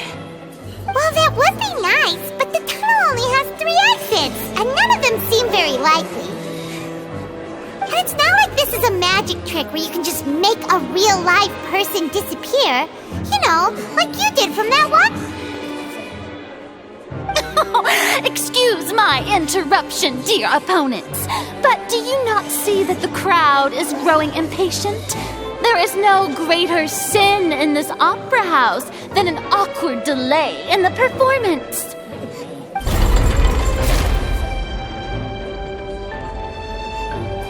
If the defense is unable to make further effective arguments, we will move on to the next stage of the trial.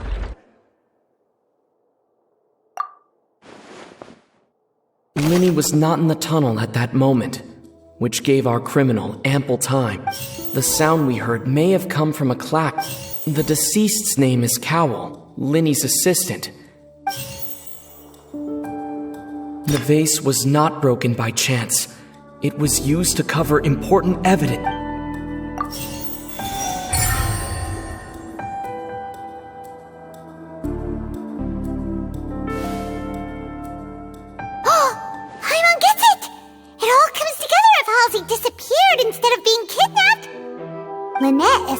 from the water tank, vanishing gradually and leaving only clothes behind. If there's a similar method where a person could be transformed into water... Just a moment, please. I do hope you know how preposterous you sound at the moment. How could a person ever be transformed into water? This is reality we're talking about here, not some magic... Must we really? I should think that of anyone. Your friend Leni already knows this truth very well.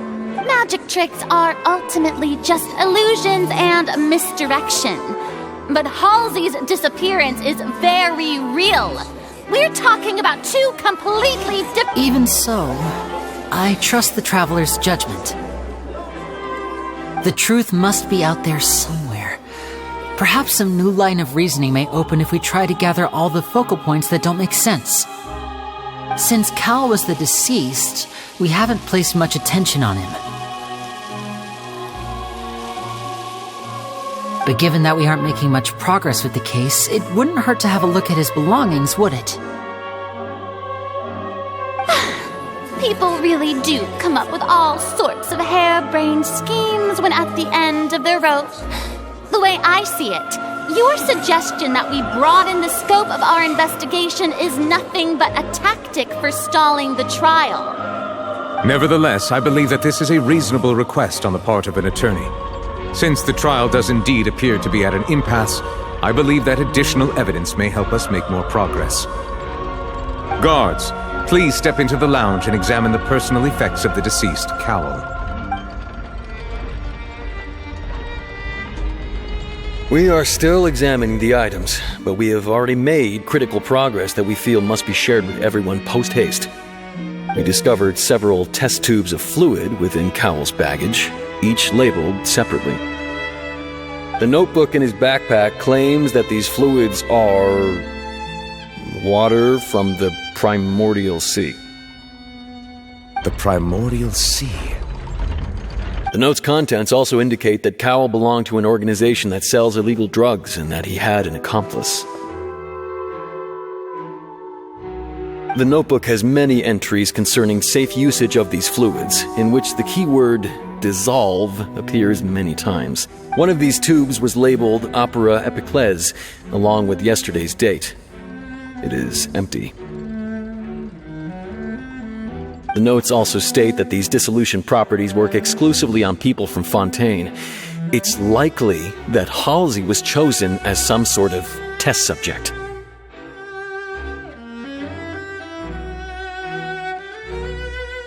As such, we believe that the defense's hypothesis is, in fact, supported by sufficient evidence. You've got to be kidding! People dissolving into water? Could something so ridiculous actually be true? Wait a moment. This reminds me of a certain prophecy, but it's just a coincidence, isn't it? Huh. If people can become water, does that mean that the water tank's real use was as a means to hide water stains? And if Cowell was targeting that girl... Wait just a minute. Could that mean... You two, with me, quick! Demoiselle, wait! What about your partners? Let's go. Just trust me. Order! Order!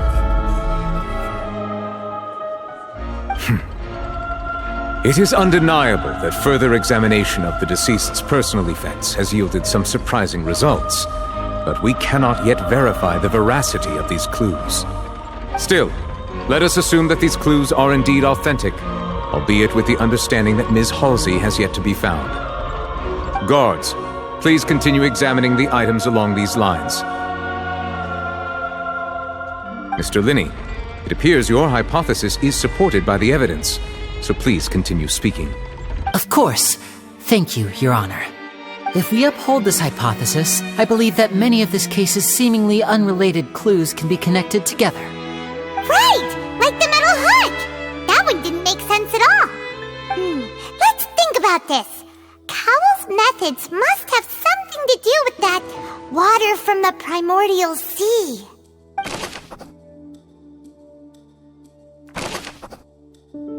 The rope that held the water tank up was lit by the fireworks and snapped. As such, the focus here is on the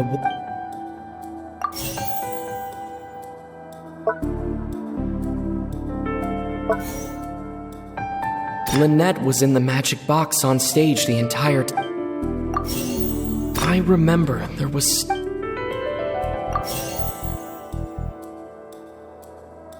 The water from the primordial sea should have...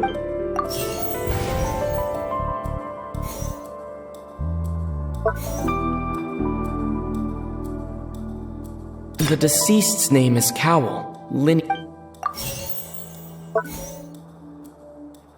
Now it seems like the hook rope... Lynette was in the magic box on...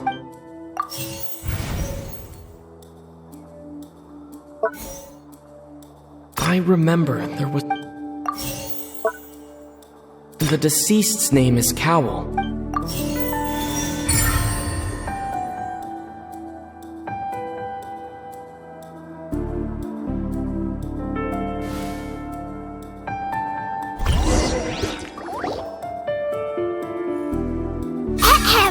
It's Ace Detective Paimon's time to shine again! In the original plan, Cowell would tamper with the water tank rope and the number selector securing his target. When the magic box containing Halsey was lowered, the metal hook would retract gradually and pierce the balloon at the top of the box. When the balloon attached to the box popped, the water from the primordial seed inside it would pour down and dissolve Halsey. Afterward, Cowell would enter the tunnel and break the flower vase to conceal the water inside the tunnel, with the remaining evidence being covered up by the water tank on stage. But he encountered something unexpected in the tunnel and wound up being fatally hit by the same water tank he meant to use to cover his tracks. Huh. That does make sense. That actually links together a lot of the more confusing pieces of evidence.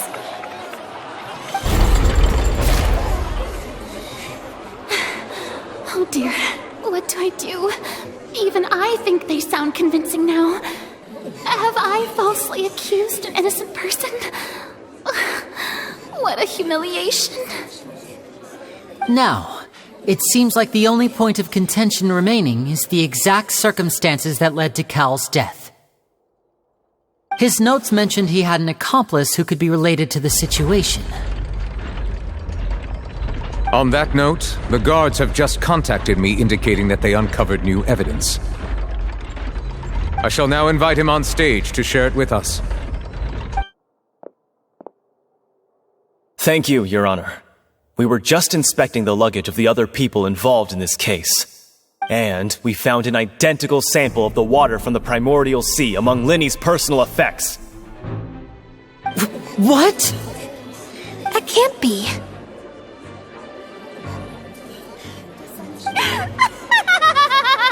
Oh, I see. Well, how wonderfully comedic to have your own counterattack only to come back and wound you. Does this not clear all doubt? My dear citizens, my loyal audience, allow me to present my reasoning and bring this performance to a swift close. Lenny did not need to take part in the dissolution of the young woman at all. Indeed, he did leave the scene via the vent.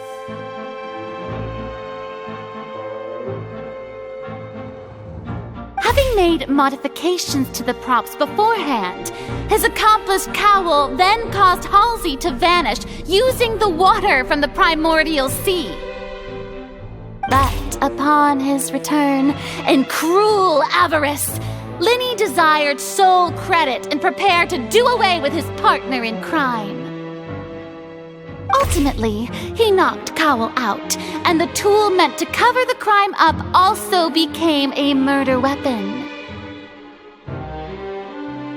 Now, as as much as I regret having come to such a viciously straightforward conclusion, it does seem that the famed Fatui is quite the cold-blooded and ruthless organization. Am I right, Mr. Leni? We've used up all the evidence we collected. There's no way for us to make a rebuttal here. Is this the end of the road?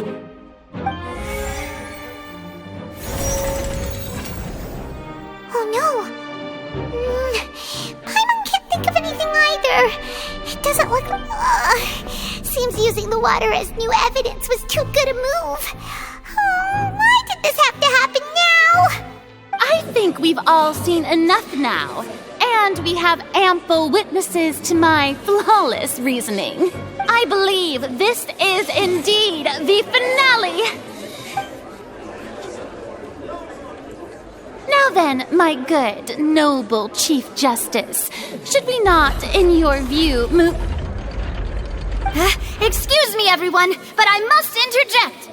Miss, I must ask you not to shout and to respect the ongoing legal proceeding. Oh, come on. Don't be hasty. I have a good reason for interrupting, you know.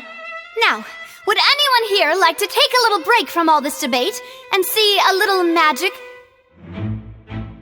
I'll show you an amazing trick. One that can bring a young woman who has disappeared back in the flesh, right before your very eyes. What in the world is she saying? No offense, miss, but miracles like that are beyond my scope as a magician. Come on now, don't be silly. Magic is all about misdirection, isn't it? It often conceals the truth while presenting a fascinating illusion. But once everyone believes the illusion, can't magic reveal the truth to them once again? And wouldn't such a trick be the most marvelous finale to today's performance? Come on, Leni and Lynette, give it another go. Don't worry, Spina di Rasula has made the necessary arrangements on your behalf. But as the magic makers and stars of the show, I think I should leave the final performance to you. I understand.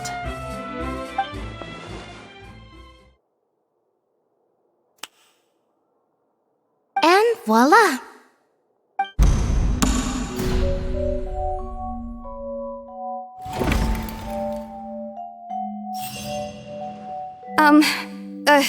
Sorry for the interruption. Wait, isn't that Halsey? So the whole thing about people dissolving wasn't true after all? To be clear, I'm only here because this person told me that if I testified, the merit of doing so would lessen my sentence. I was hiding outside this room listening to the proceedings because I was afraid that I would be the one put on trial. I was just feeling happy that no one had noticed me, and then before I knew it, she caught me. That'll teach you to underestimate us three. Where should I begin? I'm sorry. I'm the one who killed Cowell. What? Why? Firstly, my name isn't Halsey. It's Lillian, and I'm originally from Mondstadt. I heard that Leni's show was going to be a real thriller, but I missed the chance to buy a ticket, so I stole one. That's how I make a living. I steal stuff here and there, and I'd never been caught before. But I was noticed at the harbor a few days ago, and I barely got away. Leni was the one who caught me in the act. Hey, no wonder you look familiar. So you were the thief! Leni even mentioned that you were pretty skilled. Well, and I thought that would have been the end of it, but then the number selector chose me. He even mentioned the Fortress of Meripede. That's a prison, isn't it? So you can imagine how shocked I was. I thought he was onto me for sure.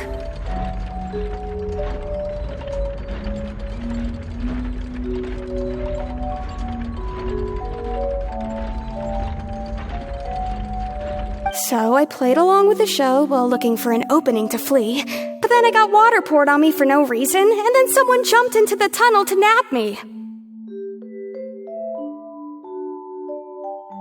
I wasn't going to take that lying down, so I knocked him out and stuffed him into the box. There was nowhere to run from there, though, so I had to change my clothes and hide in a box containing performance costumes. I slipped out after the first guard arrived at the scene and continued hiding inside the opera house.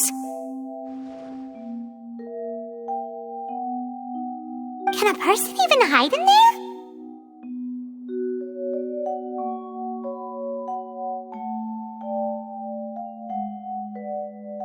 But I swear I didn't know that the water tank would fall down.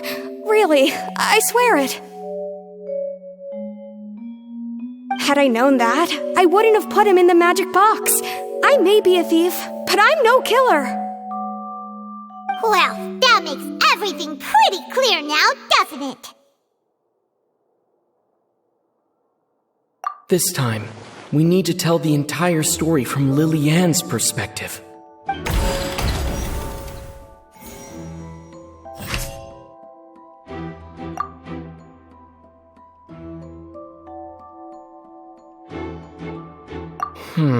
See.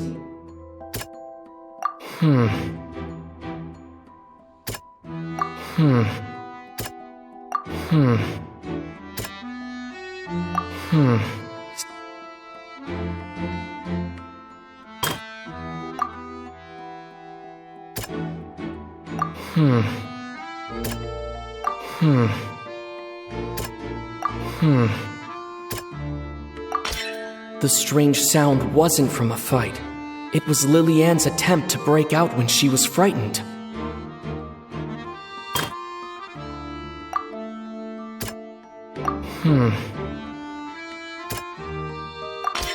The flower vase was not broken to cover anything up, but it was smashed during the struggle between Lily-Ann and Cowell.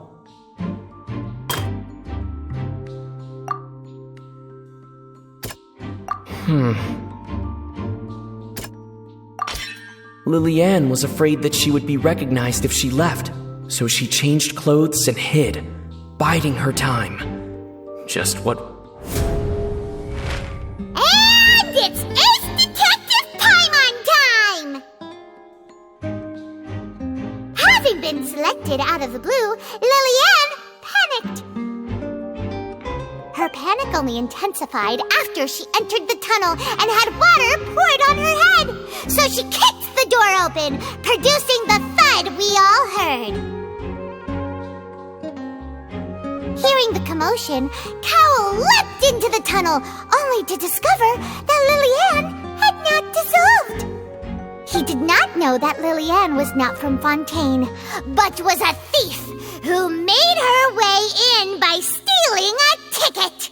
Mistakenly believing that the water from the primordial sea needed time to take effect, he tried to force Lily-Ann back into the box. The two broke the flower vase during the struggle, but Lily-Ann came out on top, knocking Cowell out and putting him in the box. With no way of escaping, she changed her clothes and hid in the costume trunk until the performance ended.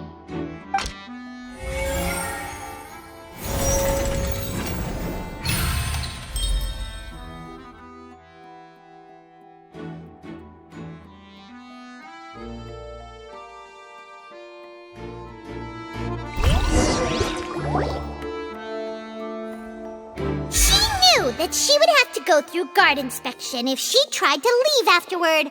So, she has been trapped in the opera house these last 2 days. She had already become desperately hungry by the time we were chatting over macarons. So, she swiped 2 of them right under our noses. Talk about a sneaky thief. At this point, all the events that happened in the tunnel have now come to light. Ah, so that's the whole story. Bravo! Bravo! Now then, Lady Farina, do you wish to speak against the defense's statements? Please answer the question, Lady Farina. Also, if I may add, the trial has not yet ended. As such, I request that the prosecution not leave the room before the proceedings have concluded. What, are you reading my mind now? No, I have no further arguments. I admit defeat. But really, could you at least have left me with some dignity? Wow, look at that! She's like a deflated balloon now. If there are no objections, then as the Chief Justice of Fontaine, I shall once again repeat the full sequence of events. The actual perpetrator of the serial disappearances, Cowell, selected his next victim from the audience reservation list. With some modifications to the selector, he could ensure that the pre-selected young woman would be chosen. To cover up any evidence while committing the deed, Cowell thought of allowing the water tank to fall, which would conceal the water left behind after the young woman was dissolved. He also tampered with the rope suspending the water tank, using the fireworks at the end of the performance to cause the tank to drop and hide the watermarks. He poured the water from the primordial sea into a balloon during the preparation of the magic box and stuck it to the box's lid. Finally, he passed the prepared hook on a rope through the gap in the magic box's door when bringing the young woman to said box. When the magic trick officially began, the box containing the woman was lowered into the tunnel, tightening the hook rope and bursting the balloon containing the water. If all had gone to plan, the young woman would be dissolved at this time. However, Lillian was not from Fontaine and thus fled the box with a loud noise. Realizing that there was trouble, Cowell entered the tunnel and met Lillian. Thinking that the waters had not yet taken effect, he decided to proceed. However, his opponent was more capable than he thought, and he was overcome, knocked unconscious, and placed into the magic box, and thus became his own final victim. Lillian, according to her own statements, then changed clothes and hid until the performance ended, before hiding in other parts of the opera. As for Leni, he was in the underground structures within the opera house, and was thus ignorant of these happenings. From this reconstruction of events, we can conclude that Leni, the accused, is in fact innocent. While there is much in Leni and Lillian's conduct that should still be investigated separately, this case, at least, can be handed over to the oratories to make the final decision.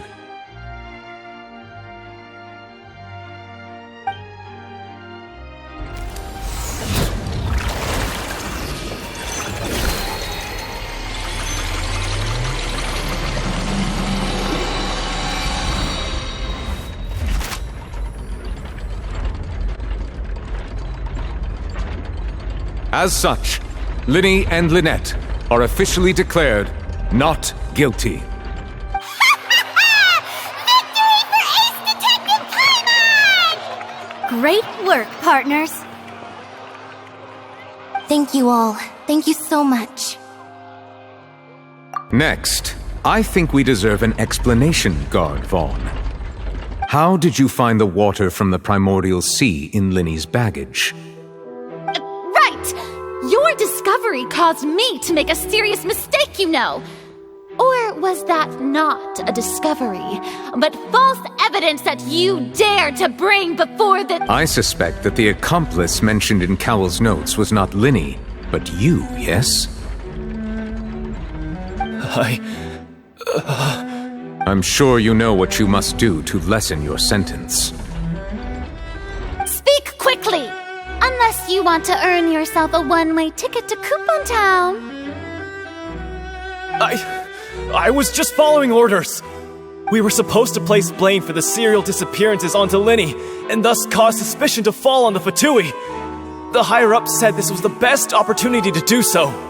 And now that your plan has fallen through, and the secrets of the water have been revealed, you have become a liability to said higher-ups, yes?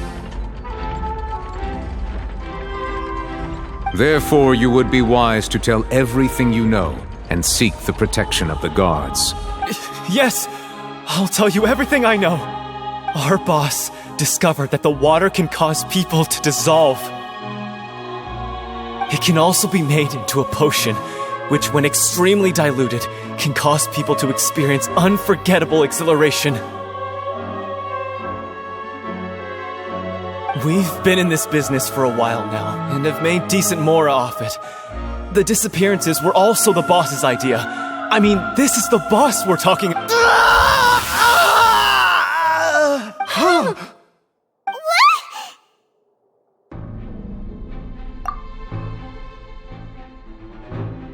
And now he can no longer talk. Such ruthlessness. I shouldn't have expected any less of them. An outrageous act. All present, please submit to inspection immediately.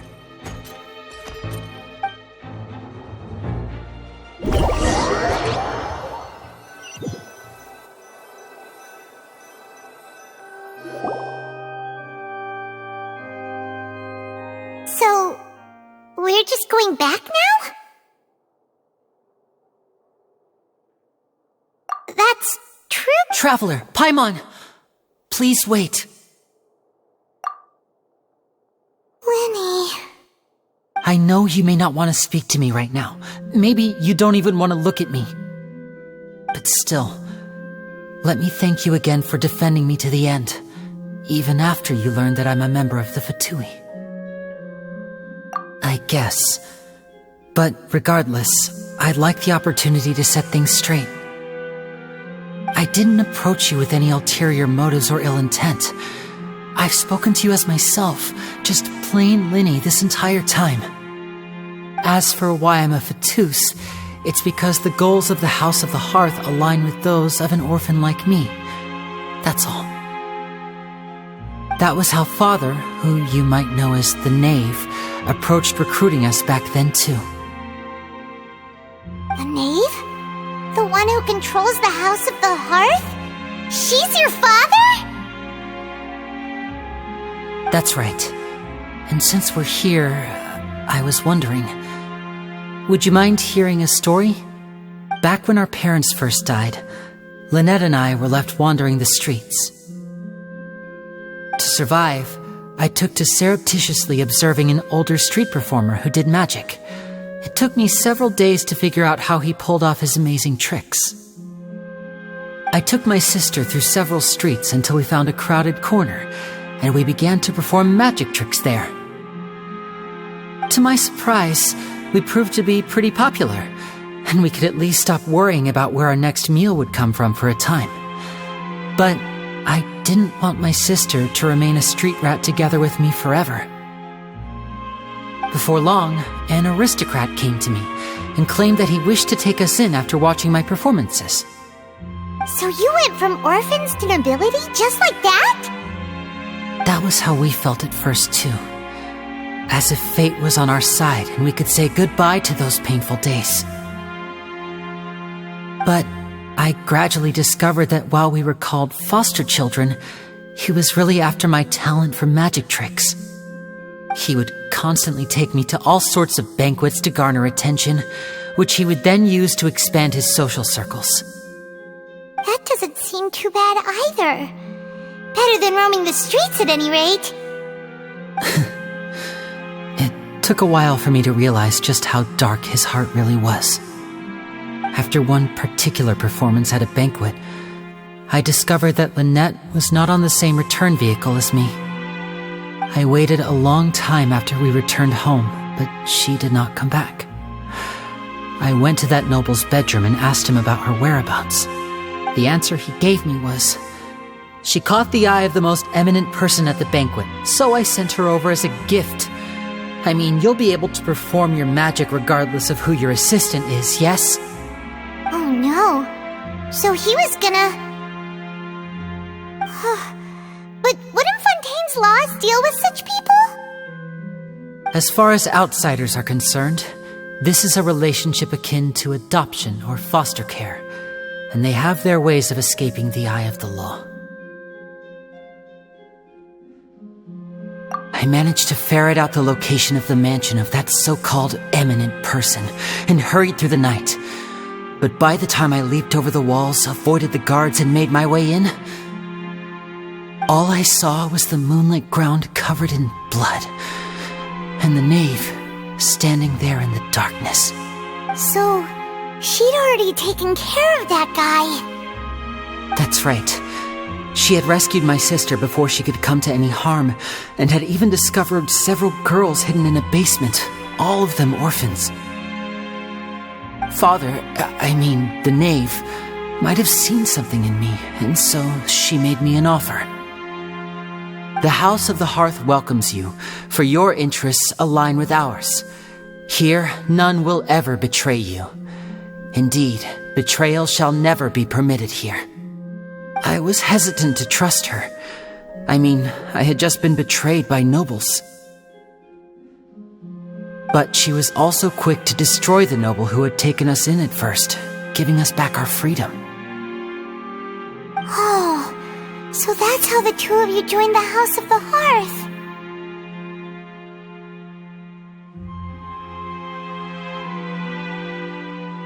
She has her own plans. She has gained permission from the Tsaritsa to first use the Gnosis' power once she obtains it. She plans to use it to find a way to break the prophecy and save Fontaine. So, she believes in that prophecy too? That's right. The whole House of the Hearth is currently working to combat that crisis.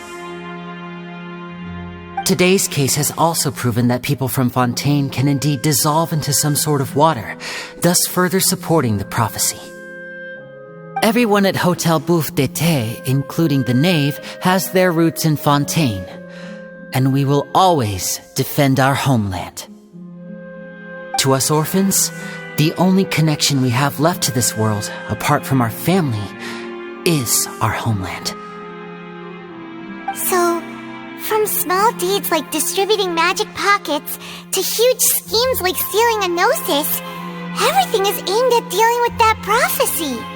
It's all right. I understand. The only thing I can do is relate all this to you. I just hope you can understand that even as a member of the House, I have never stopped making my own decisions, and that I believe what I'm doing is right. If you should need anything at all in the future, feel free to find me. I will do my best to help you, as plain Leni.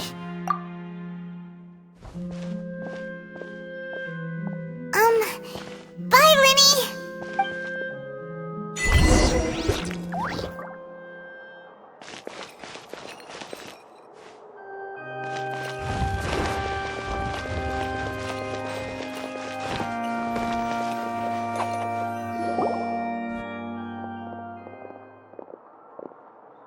Hey there! What was with the disappearing act you pulled right as the trial ended? Were you looking for us, Navia? Well, this whole thing isn't exactly over, is it? I do feel that we're getting closer to solving the serial disappearances case, though. Don't you think so, too? Huh? What's wrong, my dear partner?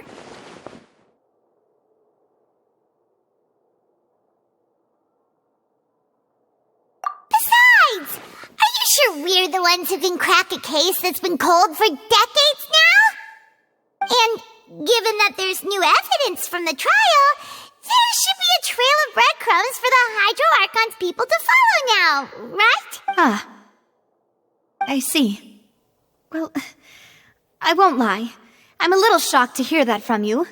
But I suppose you are just travelers who have only arrived in Fontaine after all. Sorry. I might have been too presumptuous. Don't say that, Navia. Ah, and we were having so much fun investigating with you, too. It was like having new waters flowing into a stagnant mire, causing new hope to spring forth, and the reflection in the murk to become clearer. Well, sorry about that. I'm a bit prone to nostalgia. Wait, shall we have a farewell meal? You know, to commemorate our time as partners? Huh? Do we really need to get that formal? Well, I'd just like to have a proper ending to every important memory. That way there are no regrets later. Anyway, it would just be a meal, so it shouldn't take up too much of your time. You don't have to twist Paimon's arm. If Boss Navia's treating, count Paimon in! Oh, wonderful! In that case, why don't we return to the court of Fontaine and head to the Hotel de Boer? I believe... All right then.